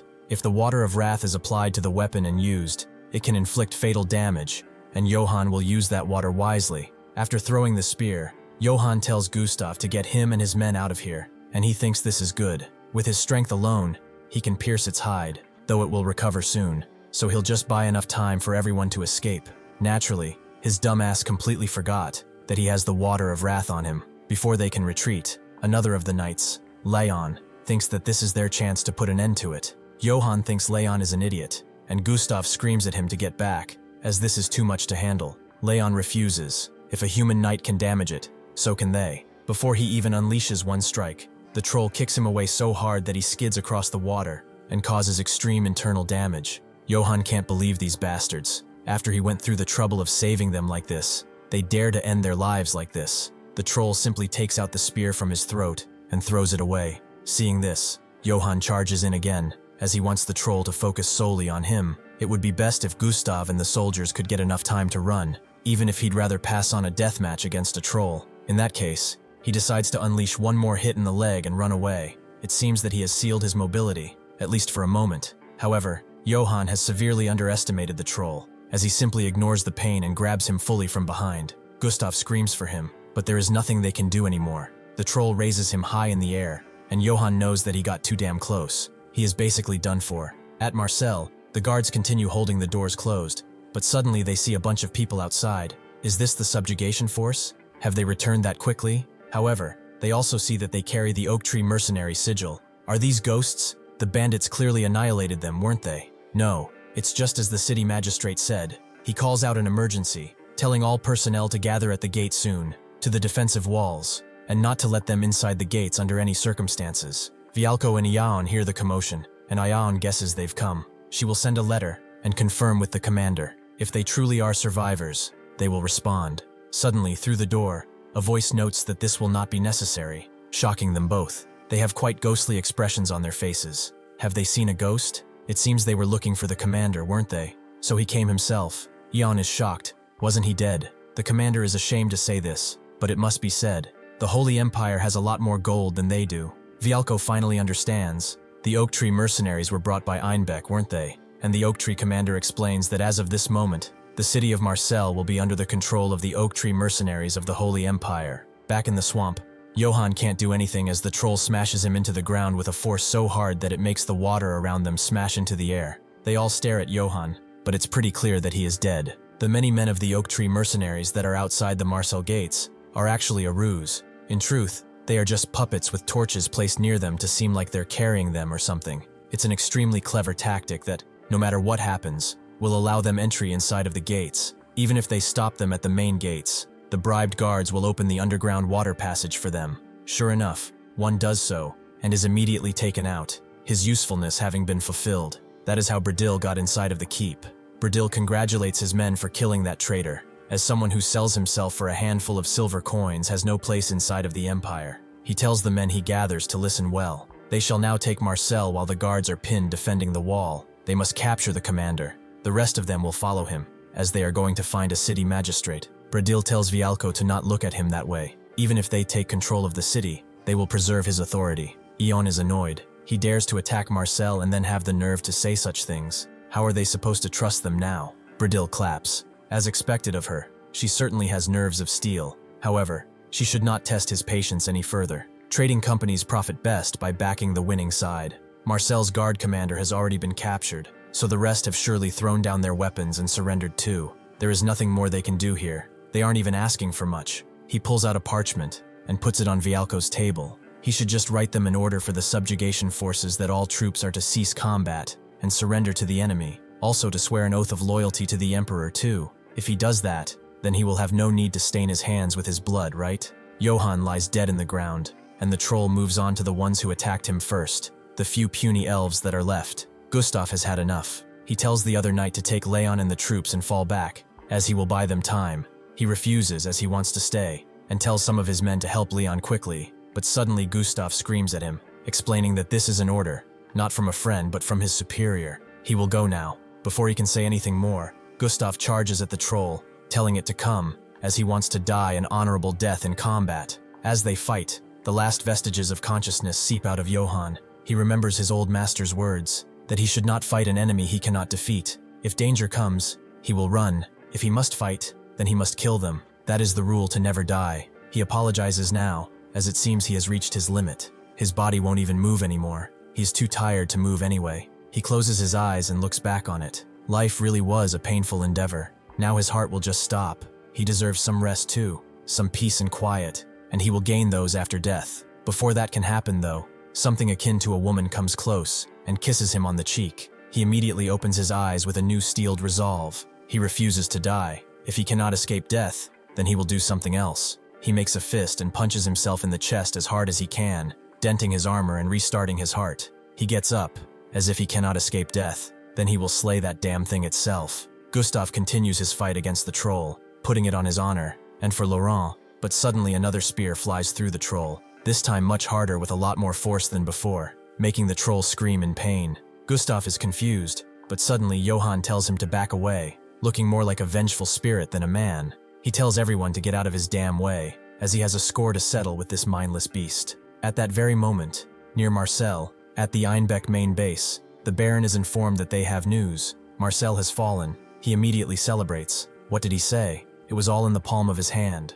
Janina laughed. She thought he was just some punk relying on his family name, but he is actually useful, so this won't be the end, will it? The Baron naturally confirms as such. Vialco and Iaon must be executed, just because they have wealth. Those lowly merchants dared to meddle in politics. He will eliminate all of the merchant rebels in the anti-emperor faction that have been a thorn in his side all this damn time. Thus he will purify this defiled city. With this, the other trading companies on this continent shall know that even with their lowly money, they cannot buy noble blood and honor. They all hold a toast, and after drinking, the bandit leader notes that he will report this joyous news to the emperor. The Baron agrees, but he should be sure to tell him that this was his strategy which took Marcel. As the bandit leader walks through the forest, he thinks the Baron is a cunning bastard. He was really planning to monopolize all the credit, wasn't he? He really thought he'd report to His Majesty exactly what he wanted. Before he can think on how he can ruin his reputation, he sees a bunch of horses. What are they doing in such a deep forest? From the looks of things, these horses must be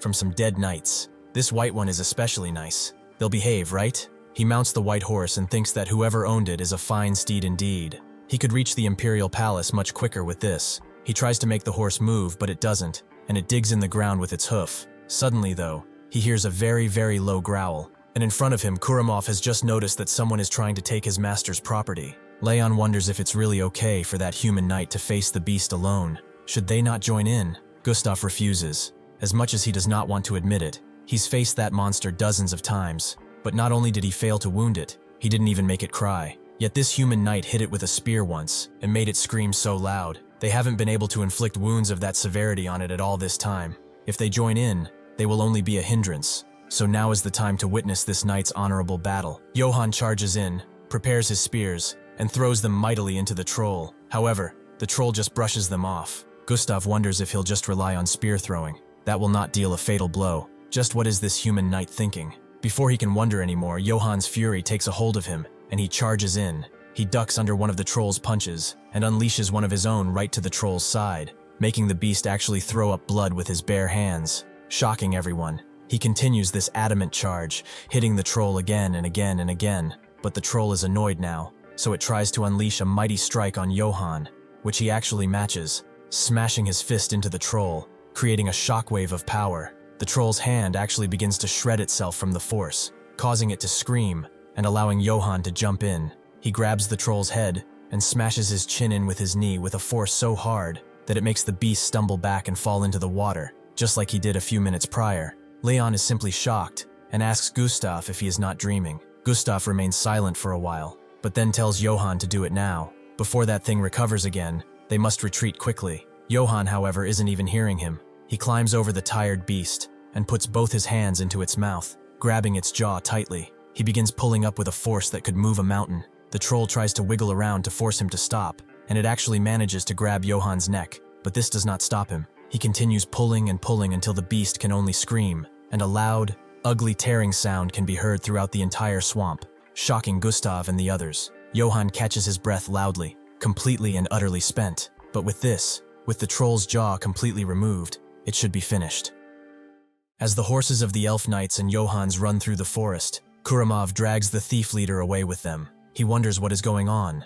Is this creature planning to eat him along with those horses? Is he going to die such a miserable death? Sensing his incoming doom, he screams out into the night, but nobody truly hears him. After the fight, Gustav looks on at Leon, who is taking his last breaths. He tells him to not make such a face if it does end like this. Is it not an honorable death for an errant knight? He cannot hide his grief. He looks at Leon as he vomits up a bunch of blood. Leon himself tells him that it's all right, and if he could tell his father about how he fought on the battlefield, it appears that he will not be able to tell him himself after all. Gustav crouches down, tears streaming down his face, noting that he fought braver than anyone else here. He will make sure that his father honors his life well. Leon nods, thanks him, and looks at them with a fading light in his eyes. He calls out, Gustav, Johann, and his brothers and friends of Bartok. The time he spent with them was truly a great honor. The Bartok knights cry out fully now, but Johann just kind of looks at them with a pretty uninterested expression. He pulls out the vial of water, thinking that it's a shame to use this on an NPC. However, it is worth the investment for now. He goes to Leon and hands him the vial, telling him to drink this, as it will ease the pain. Leon grabs it with a shaky hand, noting that it appears he's about to see something interesting, to meet a knight with such bravery as his. Johann tells him to just shut it and drink the potion. Leon does so, and as the last drop falls on his lips, his hand falls down as well, and his breath becomes even as his heart stops. Gustav tells him to rest in peace, noting that he was a friend who was like a brother to him. He gets up from his crouch and thanks Johann for easing Leon's pain. If it was not for him, he would have suffered until his very last breath. Johann says nothing though, as sure enough, Leon begins to cough up again, but this time he appears much healthier. Leon demands to know what kind of potion he gave him. The pain is completely and utterly gone, and strangely enough, he actually feels refreshed too. His vision is clear, and it's pretty easy to breathe. Johann congratulates him, and asks how it feels to be reborn. Leon doesn't understand reborn. Just what kind of potion is that? Johann explains that this was the water of blessing. It's a miraculous water that can save anyone as long as they are not fully dead. It's a mystical potion granted to him by the mage of the Eifel River, Swetelga. The other knight hugs Leon, and in turn, Gustav hugs Johann. Overwhelmed by emotion, he thanks him very much. He saved the friend who was like a brother to him. Without a doubt, he is the most honorable knight in all the human race they will ever meet. Johann appreciates it, but it was water he got from Swetelga, so he should thank him instead. Gustav says he is not wrong. However, he is the one who used such a precious item on his friend, so he is the one who deserves all the credit here. He immediately turns to his men and asks if they also know that the honorable knight Johann has saved their brother. As warriors of Bartok who uphold their honor, they will all show their respect and praise Sir Johann. They immediately do so, screaming his praise, and Gustav feels proud. However, Johann thinks that this is just plain embarrassing. He has never felt this embarrassed in his entire life. Gustav then turns to him, still giddy, and tells him that now he is like a sworn brother to him. From this day forth, anyone who insults Johann will face their wrath. He whips out his blade, twirling it around, and declares that anyone who becomes an enemy of Johann will face their swords. The warriors all cheer, and Johann claps, noting that it's truly an honor. Although if you would be honest, he'd prefer to just be paid. Don't they have luxury goods and money? That night, Godin goes to Swetelga's tent, very happy as he dances around. As they say, Johann won against a troll. Swetelga expected as much ever since the mystery of the Eifel River was added to Iena's fire, even on a small-scale subjugation, as it is certainly possible. Godin tells him it wasn't like that. They say he didn't use Aina's fire or magic. He ripped the troll's mouth open with his bare hands and killed it. Swidelga says yeah, not really caring for the rumors, but then he thinks about it and jumps up, confused as all hell. He killed that troll by ripping its mouth open with his bare hands. Valea takes a look at the troll corpse, finding it simply incredible. The muscles and ligaments in its right arm are entirely torn up, its bones are crushed into pieces, and all of its internal organs were ruptured, beyond its jaw being ripped open like this. It appears the troll died before it could regenerate from such a brutal set of attacks. And to keep the corpse intact on top of all of this, just how did he do it? It took dozens, if not more, to defeat a troll with the flames of pure purification. They had to burn it until it was nothing but charcoal. Johan didn't really think about that. This is how people here killed the trolls. He thought it was the same as the game. Valea knows that they should save that for later. Now congratulations are in order. From this day forth, whenever people introduce Johan, the title Troll Slayer shall accompany him. They will handle the transport of the troll corpse for him as well. While its skin and blood are still preserved like this, he can sell it for a high price to the Marcel Trading Company. Johan immediately perks up after hearing this. Is this an achievement? In his past life, no matter how hard he tried, he never experienced something like this. Now that he thinks about it, that bull-headed guy said the same thing before. When a knight defeats a strong enemy, they earn a fitting title. This is the first achievement in this world, a troll slayer. Suddenly, the elf knights call out a monster that is chasing the runaway horses. Valea immediately runs off, noting that it appears his little dog is bringing his horse back, so he will go and explain it to them. She goes with her eyes closed, telling the knights who are preparing for battle to calm down, as what they see is not a monster. It's a little dog that Johan has taken care of. She opens her eyes and sees that the little dog Johan had has turned into a mythical beast, and she immediately pulls out her blade, noting that he is not little at all. After the situation is diffused, Johan crouches down to the bandit leader, who explains that he is just a passerby and was suddenly attacked by the wolf. Johan doesn't believe him for even a second. This area is a battlefield between disguised bandits and the Marcel Expeditionary Force. Is he trying to say he passed through here knowing such a thing? The bandit leader knows that it's pretty hard to believe he knows, but that's what happened to him, so could he leave now? Gustav comes forward, calling Johan an honorable brother, and asks if he could have a word with this fellow. Johan tells him to go ahead. As the bandit leader tries to also explain that he was just passing by, Gustav pierces a dagger through his arm, pinning him to the ground. He should listen close, passerby or whatever he is. He does not care, but since he is in a pretty bad mood right now, he is going to cut off his fingers one by one. Starting now, the bandit knows he is about to get absolutely shredded. The bandit leader explains who he is, Lieutenant Brandon Mayhem, member of the Imperial Special Operations Unit. Gustav notes to Johan that his intuition is pretty sharp. It is truly impressive, as he was only guessing. Johan wonders if this guy really just stabbed a random person without even knowing who he was, and asks if he knows anything else besides his name and affiliation. Gustav says that it is naturally so. Congratulations are in order, as they have just struck gold. They have just located Baron Einbeck's command post. Johan is shocked. If they capture him, they can end this battle. He bows his head down slightly to Gustav, noting that he has a request. Before Baron Einbeck realizes it, they need to launch a surprise attack with the forces right now. Gustav immediately agrees, saying his forces are practically his now. He should allow them the great honor of fighting alongside the Troll Slayer. Johan explains that they will move out the moment they are ready. They will end this expedition once and for all with a single strike. Gustav tells his men to get ready, as it is time they put an end to this game. A few hours later, at Baron Einbeck's command post, disguised as a bandit base, everything is in chaos. The elf knights charge in, killing any would-be bandits with practiced ease and absolutely no mercy.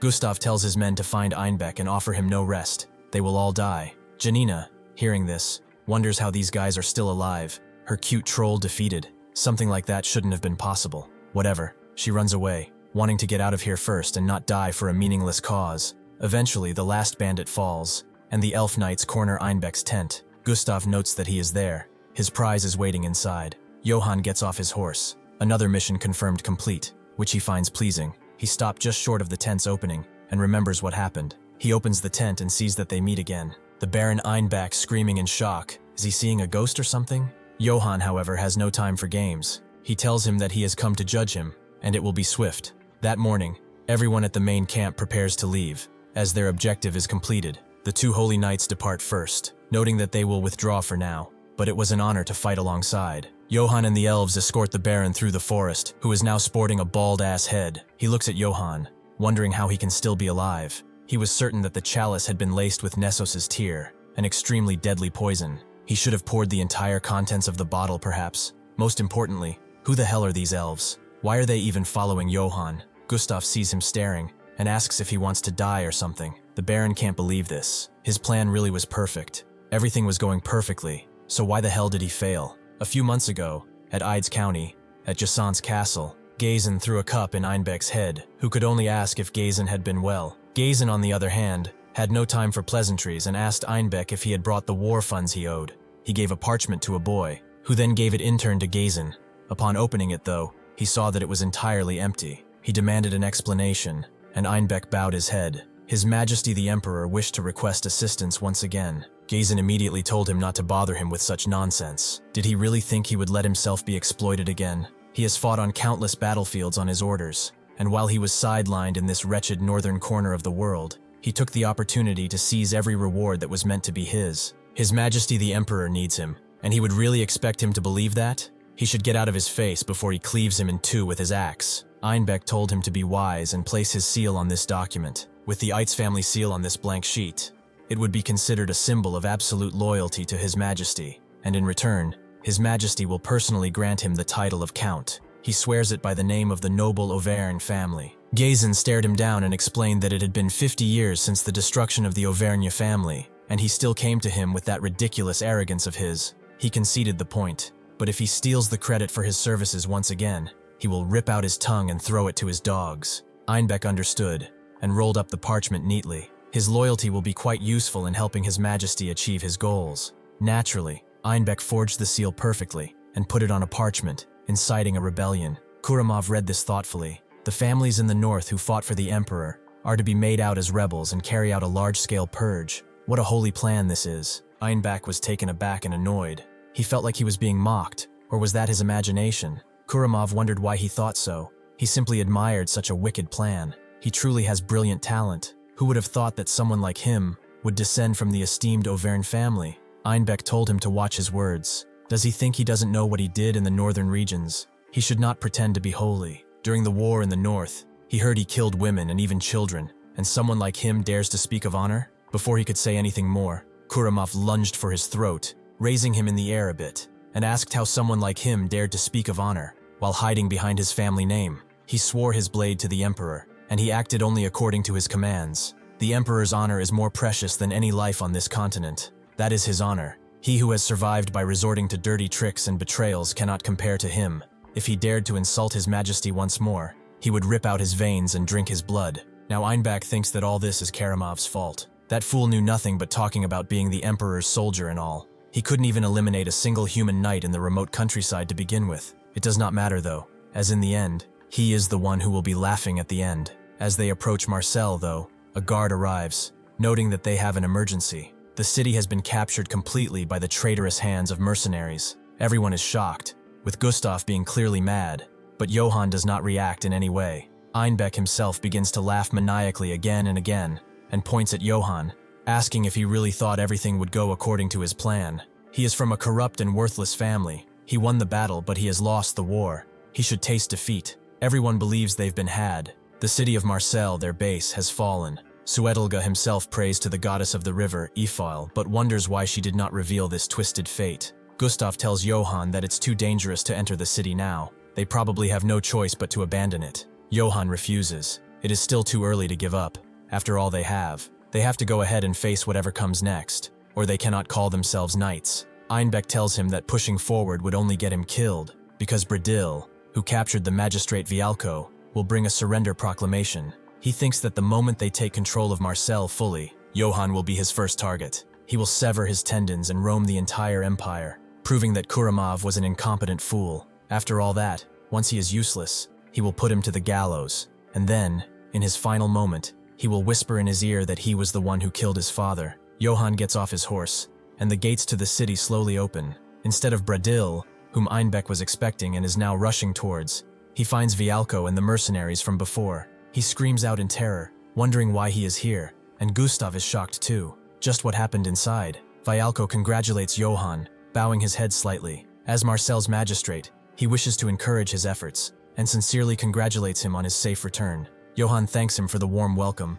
and notes that he is relieved to see him safe. Vialko notes that this is all thanks to the mercenaries' efforts, with Goran noting that they merely followed Johan's orders. The night before the deployment, Johan did request something from them. He knew that Einbeck understood Marcel's defensive systems well, which meant they could infiltrate the city's interior as easily as they pleased. Their task is to protect the magistrate Vialko from that threat. Goran knows that the old tree mercenaries are all talk with no substance, it seems, and Khan thinks that, well, they caught them off guard, so it was possible. Johan gives them a thumbs up, as they truly did excellent work. He always believed in them. Vialko turns his attention from the pleasantries to Einbeck, calling him out. He shall answer for all of his crimes up until now, so he should accept his fate with some grace, at least. Einbeck clearly does not, and he continues screaming out until the end. The guards of the city drop the banners of the Empire and tell everyone to sound the victory bells, as the bandit subjugation has succeeded. Their mission is complete. Naturally, Marcel is immediately thrown into a celebration, and a ballad is swiftly made about Johan. Darkness fell upon Marcel, the city of freedom and trade. Treacherous mercenaries, bandit hordes, and trolls sought to shatter the city walls, but then he appeared, shining like a star. They call him thus, Johan Eitz, the Marcel troll slayer. They shall sing of his deeds. His name strikes like iron. His courage burns like a flame. They should all express their admiration. He is Marcel's hero, the troll slayer of fame. Johan Eitz, the man who seizes victory with his fists. With overwhelming strength, he shall subdue even the mightiest of trolls. By his side, his comrades, the townspeople, all call him righteous. He has already become a legend, the hero who killed a troll with only his hands. After the ballad ends, Khan thinks that this place was a city where corpses lay scattered, yet now Johan has brought peace. Goran thinks they should at least say goodbye to him before they go, but Khan tells him a mere mercenary acting all nice would only be a bother to him at this point. Goran guesses so, but now the children of Marcel will not die at the hands of bandits any longer. Khan notes that they should depart, as they must earn again. There will be no work in a place of peace after all. Johan retreats to an office, and Yoon thanks him for handling such a difficult battle. Before they settle their accounts, however, she should pour him a drink. Johan takes it, and asks if he can request the settlement now. Yoon agrees. She hands him the settlement statement for the subjugation operation rewards and spoils. The successful subjugation operation reward was 40 gold coins. The bullhead mercenaries' compensation, 30 silver coins and 100 bronze coins. Johan listens intently, but then chokes on his tea. Why is the settlement amount so large? It's completely different from when he routed the bandits in Ratsburg. Next, Yoon moves on to the monster spoils sale proceeds. The thrall hide sold for 10 gold coins and 60 silver coins. The thrall's blood, sinews, and special meat sold for 25 gold coins. Johan immediately chokes on his tea even more, making Yoon wonder if he's right. He says he is. His pupil is blown, and he asks how much that is exactly. Yoon explains that, with all of that combined, he has 35 gold coins, 230 silver coins, and 130 bronze coins. Johan cannot hide his happiness. Inside, he screams out that this is exactly what he wanted. Will Johan, who has earned vast amounts of wealth from the war compensation, finally end his wandering life? Naturally, the celebrations keep going. Gustav continues to pour wine for Johan, who can't really refuse it even though he's had enough to drink by that point. A week has passed since the Marcel battle ended, and they've been enjoying a small, peaceful time. It's to the extent that he feels like he suffered through all that hardship so he could live this kind of life. Gustav holds a toast for Johan, to his brave brother who valiantly defeated the troll, to the Ifale River that saved their comrades, and to the great sage Swetelga, who never truly expected to hear an elven knight say such a thing. They all cheer. A little later, next to them, Swetelga overhears Leon talk about his experience. That troll was about to kill him with an arm as thick as a log.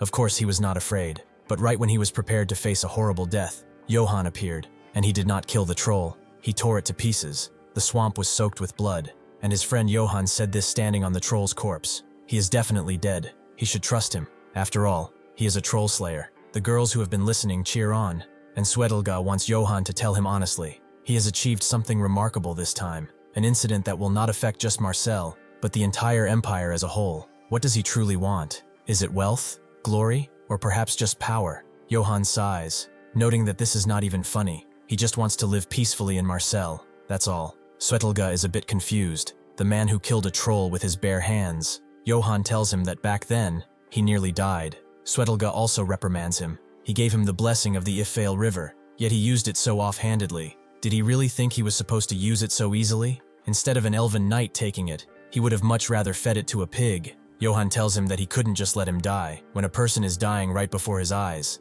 he has to save them with whatever he can. Besides, by saving those people, he can report it to Vialco and earn some goody points. Swedelga clears his throat, chiding him for his kindness, and notes that he is glad he returned safely. When he first saw him reflected in the river waters, the Ifale River spoke clearly that Johann Eitz would have never settled in this Marcel. The river's prophecy is never wrong, yet perhaps he has changed fate with his own strength. Only time can tell now. Johann produces the vial that had the water, and sheepishly asks if he could get a refill since he used it for a good cause and all. Swedelga doesn't know, as it wasn't used on anything worthwhile, but he grabs the vial, noting that Johann should come by his room later and pick it up. More importantly, he should save branch manager Yaon while he still can. Before Johann can wonder what he means, he sees that she is being swarmed by the elves, who note that cats should be flexible, right? She should join them for a much-needed dance. Johann forgot that elves turn into assholes when they have too much to drink, and Johann calls out Gustav, noting that he would like to dance with her. So would he yield her to him? They immediately agree, surprised that she was his type all this time. But of course they will leave. Yaon grabs his hands, thanking him for the assist. She hopes she won't cause any misunderstanding about him or anything. Johann tells her it doesn't really matter. She should just follow his steps for now. One song won't take long, and after that, she can sleep away naturally. Jaon gets a little flustered seeing him like this and denies it. She doesn't want this to end after just one song. She pushes her hands into his and asks if he is willing to dance with her sincerely. Johann looks at her and then nods with a smile. He wonders how long this life can last. No one could possibly know. However, for this moment, he will entrust and thrust his body to the rhythm. He will just keep living this way while he still can. Night falls, and dawn rises. Johann gets up rather groggy in the morning. He is rather scratched, and has a peculiar bite mark on his right trap. He can't even remember how much he drank yesterday. He lets out a yawn and finds balls of fur on his bed, wondering what happened last night. He can't even remember a thing, and his body is aching a bit as well. Unbeknownst to him, he is really scratched in the back. Suddenly, he also finds the water of blessing on his table, and a letter to boot from Swedelga. The secret of the Ifale River, guarded for thousands of years, lies in this bottle. He shall use it carefully. He did not want to interrupt his warm moment, so he waited and left this note. Now that he thinks about it, last night did they perhaps play like that or something? He really drank too much yesterday anyway. He takes a sip of the water, as it is an amazing cure for a hangover, something that Swedelga would definitely not appreciate. Suddenly though, from his open window, he hears a bunch of screaming and crashing, and sure enough, he spots that the entire city is up in flames for some reason. People watch him with a horrified expression, and Vialco watches with a solemn gaze. Johann descends too, and he wonders what the hell this is, and why Einbeck is there too. There's a smell of oil on all of the captured people before him.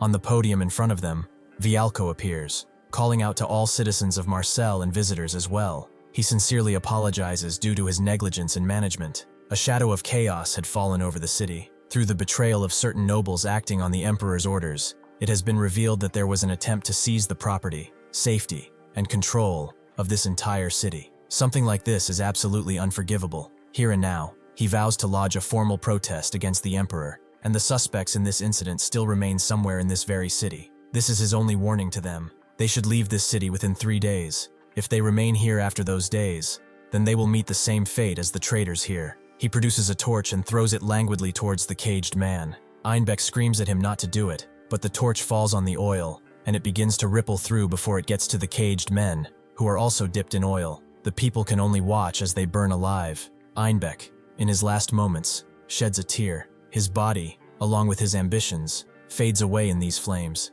Everything slips away from his hands. He thinks of his mother, thinking that, just this once, if only he could return to that time, a time he spent with his mother. His life truly was fleeting. As the smell of charred flesh permeates through the city, Vialco turns to the people, noting that for any traitor in this place, they should remember, he, Marcel Magistrate Vialco, will always repay both kindness and enmity. Suddenly, someone pulls Johann away, noting that the magistrate said he wished to meet with him separately. Johann looks at him, wondering what he wants to meet for in such a situation. Just what is this guy plotting? Johann naturally goes to his office afterward, with Vialco noting that he did great in the Marcel battle. Would he mind if he sat down and they could discuss some things? Unlike last time, he has prepared the finest whiskey. How about a drink? Seeing the goblet, Johann gets a few flashbacks, as he doesn't have good memories with alcohol at this point, but he can't really refuse customs. He accepts it for now, and Vialco asks how his life in Marcel has been. Johann notes that there were no inconveniences at all.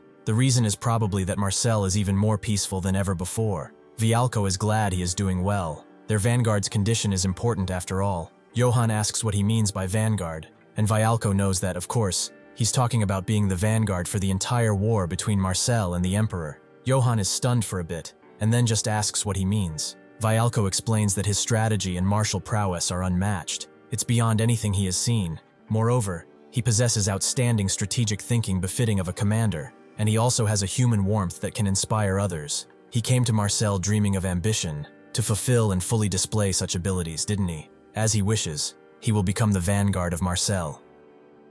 Johann gulps and apologizes, but he prefers a stable and modest life to battle. He has had no intention of becoming the vanguard in a war against the Emperor. Vialco sets down the whiskey bottle. A stable and modest life? He should not speak of such nonsense. Marcel is the greatest commercial city in all of the continent, where the pro-Emperor faction and anti-Emperor factions have waged endless conflict over this power. The Emperor's ambition has destroyed all of that balance. Moreover, he should think of the countless massacres the Emperor committed in the north. One of them was his own territory. As long as the Emperor lives, the peace he speaks of no longer will exist inside of the Empire. Does he truly understand why they must prepare for war? He chugs the entire goblet of whiskey and slams it down on the table. Regardless of how much money it costs, or how many people will have to die, he will no longer care about that.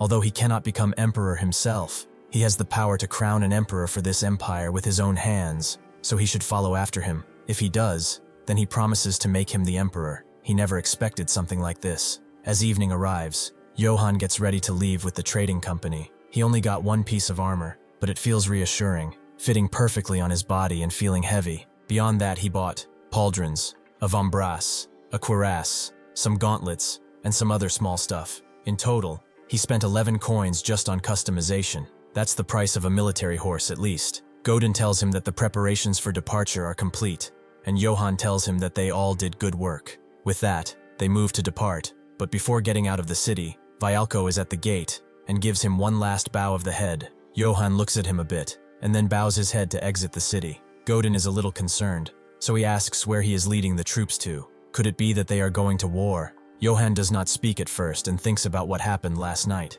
Naturally, he refused the offer to become the emperor, which surprised Vialco. He wondered why. Marcel itself is directly supporting such an opportunity for him to gain immense wealth and honor. Johann closes his eyes and speaks. He has realized this when he was young, to his very core, that money is needed to survive in this world. Looking at him, he feels like there must be more than money in this life. Vialco stood in silence for a bit, and then put his goblet down again. He was not misunderstanding his words, right? The current empire is in chaos, beyond any control. Eventually, a great war will break out. It is only a matter of time. Even if he escapes the battlefield in the end, they will not be able to avoid the fighting. How exactly did he plan to live in such a chaotic age? Johann has an answer for Godin. He asked where they were headed, right? His expression is sour. Tears roll down his face, but he notes that their destination is a place full of manly dreams and adventure. Johann's plans to settle in Marcel were naturally destroyed by Vialco. Instead, it's time for a headlong advance toward a world of adventure and manly dreams. At Zarpin County, Bossen Castle, the Count has heard of the fellow who hunted trolls in Marcel. Johann Eitz, was it? The Troll Slayer, they call him. This rumor has spread quite widely, since it's an impressive feat. Whether he is just a braggart or someone with genuine strength, he will be able to tell just by looking at their face. This is Count Zarpin. 5 days have passed since Johann left Marcel. His entire body is covered in sweat and dust. The bugs have started swarming around him as well. The bread he is eating is as hard as a stone, and he is starting to think that it could be used as a weapon soon. It's all familiar stuff to him, but the really tough part is the smell of fur from beasts assaulting his nose. Humans do not have this scent, so he is not used to it at all. It seems that this journey is much more than he could handle. For now, he has no choice but to push forward with the faith that he will make it soon. After all, he did get this letter. One day, before leaving Marcel, Yoon walks with him, asking if he was looking for mercenaries, which was the case. Yoon thinks this is perfect timing, as the trading company was about to showcase a mercenary group anyway. They go to a mercenary hall, and Yoon tells everyone to show respect to their new employer. A few heads turn at that mansion, all of them being beastmen. Johann expects as much, since they are affiliated with a katana trading company. However, they still look pretty intimidating. Yoon tells everyone to please introduce themselves first, and not start any fights if they could. Daike introduces herself first. She is a katana mercenary squad leader and a hyena. The other beastman, Shuka, is also a squad leader, and she is a badger. Johan also introduces himself and knows that he looks forward to traveling with them, since they seem to be good at fighting. He doesn't really care that they are beastmen. Upon the mention of his name, however, the two immediately become fangirlish, as they recognize him as Marcel's troll slayer. They were also pretty confused. Why would a knight who killed trolls hire people like them? Unless he has strange tastes, of course. Johan ignores that comment and tells them that there are plenty of bandits in the remote areas, right? When dealing with them, numbers are in your advantage. Shuka guesses as such, and Daike agrees that they should all get along going forward. Johan agrees as well. As Daike whips her men into shape, Yaon stands near Johan. Having heard that he will leave Marcel tomorrow, he agrees that it just worked out that way. Yaon shakes her head slightly in a bit of sadness. It's a shame to see him go so soon. They were just starting to get close as well. She also had a gift for him, so he should bend down a little. As Johan does so, Yaon puts something around his neck with a rather pleased expression. This is the Troll Slayer emblem. As a representative of the Katana Trading Company, this is her gift to him. She was also wondering where exactly he was headed. Johan doesn't really have an answer. He is just going to figure it out after departing. Yaon thinks that works out well though. She thought his destination was already decided, so she prepared a letter. It would be far better if he went to the person who was looking for him. Godin sees him read this letter now, and asks what that is. Johan forgot to mention it to him, and handed it over. It is something he received back in Marcel. Someone wants to meet him because he killed a troll. Godin reads it, and is shocked to find that it's a letter from Count Zarpin. Johan asks if he's a famous person or something, and Godin confirms it, adamant that he is. He's incredibly famous in the southern territories. Count Zarpin made great contributions in the past monster extermination campaigns. Like him, he has killed trolls too, and built his reputation upon that. Additionally, he is the only one who can perform a nightly knighting ceremony in this entire region. A knighting ceremony is a ceremony where one is recognized as a knight by someone of noble rank. It's a form of guarantee and a sponsorship at the same time. For the recipient, it's also an opportunity for rapid advancement and strong backing. In short, it leads to incredible success. This is far more impressive than he thought. If he manages his image well, he might even be able to get a knighting ceremony too. Great. This time he will get both money and a knightly title. Suddenly, Daika spotted that there is a checkpoint ahead, but there is also a very strong stench of blood. Johan also notices that something does not feel right, and tells everyone except those protecting Gauden to stay alert. People at the checkpoint also see them, and see that the guy in front looks like a knight. They should be quiet for now. Knight or not, they die just the same when they drive a sword through them, so they should get ready to tear them apart. The soldiers stop the convoy to conduct an inspection. They should identify themselves. Johan introduces himself and asks what they are doing here. As they do so, the two beastmen detect movement around the bushes. Filing this information away for now, the soldier explains that they are conducting a routine inspection. They have received orders to control this entire area. Of course, since he is a knight, they could let him pass, if he would be so kind as to provide a little gift. Johan explains that he is a guest of Count Zarpin, and that, before he talks about gifts or not, he should explain himself. Who is he to conduct this inspection? He should state his rank and affiliation now. If he will not speak, he sees no reason to cooperate either. The man sees that he is an irritating bastard and immediately calls for the crossbowmen, who naturally have been waiting around the bushes. The soldier calls Johan a fool. He could have just handed over the money and left. Why would he embarrass himself in front of his men? What house is he from anyway? Well, he won't let him off easy. He should just hand over everything he has, not holding a single thing back. As he said before, this is an inspection, so he should not take any sort of offense from this. Johan tells him that if he wishes to see blood, he will not stop him, but for the sake of his men, he would rather avoid bloodshed. The soldier tells him to buzz off, as he is trying to show off until the end. Immediately, he gives out the order for the crossbowmen to fire, but before they can even do that, Kuramov jumps in at Johan's order, swiping at the crossbowmen and dealing with them whole. Before the soldier can wonder what is happening, Daika crashes in with her weapon and smashes it into him, killing him in an instant. The soldiers see this and begin whipping out their blades, but before Johan can react, Shuka moves in, and, using her expert precision as a rogue, cuts them up. With that, Daiki jumps in with the other beastmen, vowing to prepare them nicely for meals. Johan watches this without even getting his blade out. For some reason, this reminds him of when he was chased by the wolves of Akaiden. They overwhelmed him with numbers and harassed him all day, while he desperately broke through their encirclement and ran away as well. He hid in a merchant caravan, and barely escaped with his life. What he learned then was that alone he could never break through a checkpoint. Now though, just in 30 minutes, everything was resolved with a single word from him. Daiki notes that they subdued them all, and Johan tells them they did good work. One of the beastmen finds a nice necklace on one of the soldiers. It's probably stolen, but it doesn't really matter. It is his now. Daiki assesses the quality of the corpses and sees that they are extremely filthy. Even beasts are more decent than these guys. Additionally, the sources of the blood stench were civilian corpses. Johann goes to one of the soldiers they let leave to interrogate and tells him to identify himself. What were they doing here? The man in tears explains that they are deserters.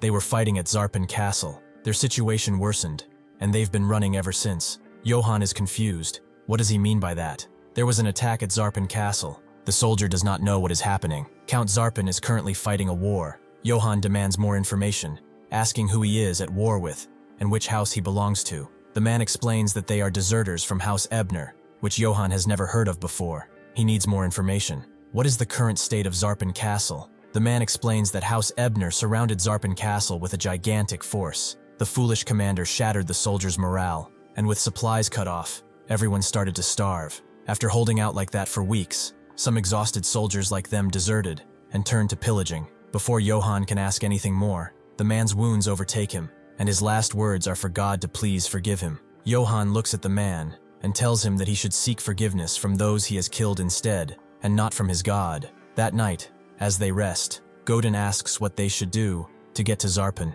They would have to break through the battlefield, right? Was Count Zarpin hoping for his participation in the war when he invited them, perhaps? Godin has a point, Johann thinks. If he participates in the war and achieves merit, he'll likely receive a knighthood from Zarpin, but can he even enter the castle? He'd need to meet Zarpin first to decide about the war or rewards, but the battlefield is blocking their way. He continues looking at the fire and remembers Vialco's words that even if he escapes the battlefield, he will eventually have no choice but to fight. Suddenly, Daika comes along and explains that a group of merchants is heading this way. Johann tells them to let them pass, but Daiki also notes that their numbers seem to be quite large. Johann can see that from their clearing too. The line isn't even visible at the end. It makes sense that merchants would come since the war broke out and all. If that is the case, they will head to one of the two places, Zarpin or Ebner, right? Like when he traveled with Eden's trading company before. If he joins up with them, he might be able to enter Zarpin Castle without much issue. He tells Daike and Shuka to serve as his guards. They shall introduce themselves at the very least.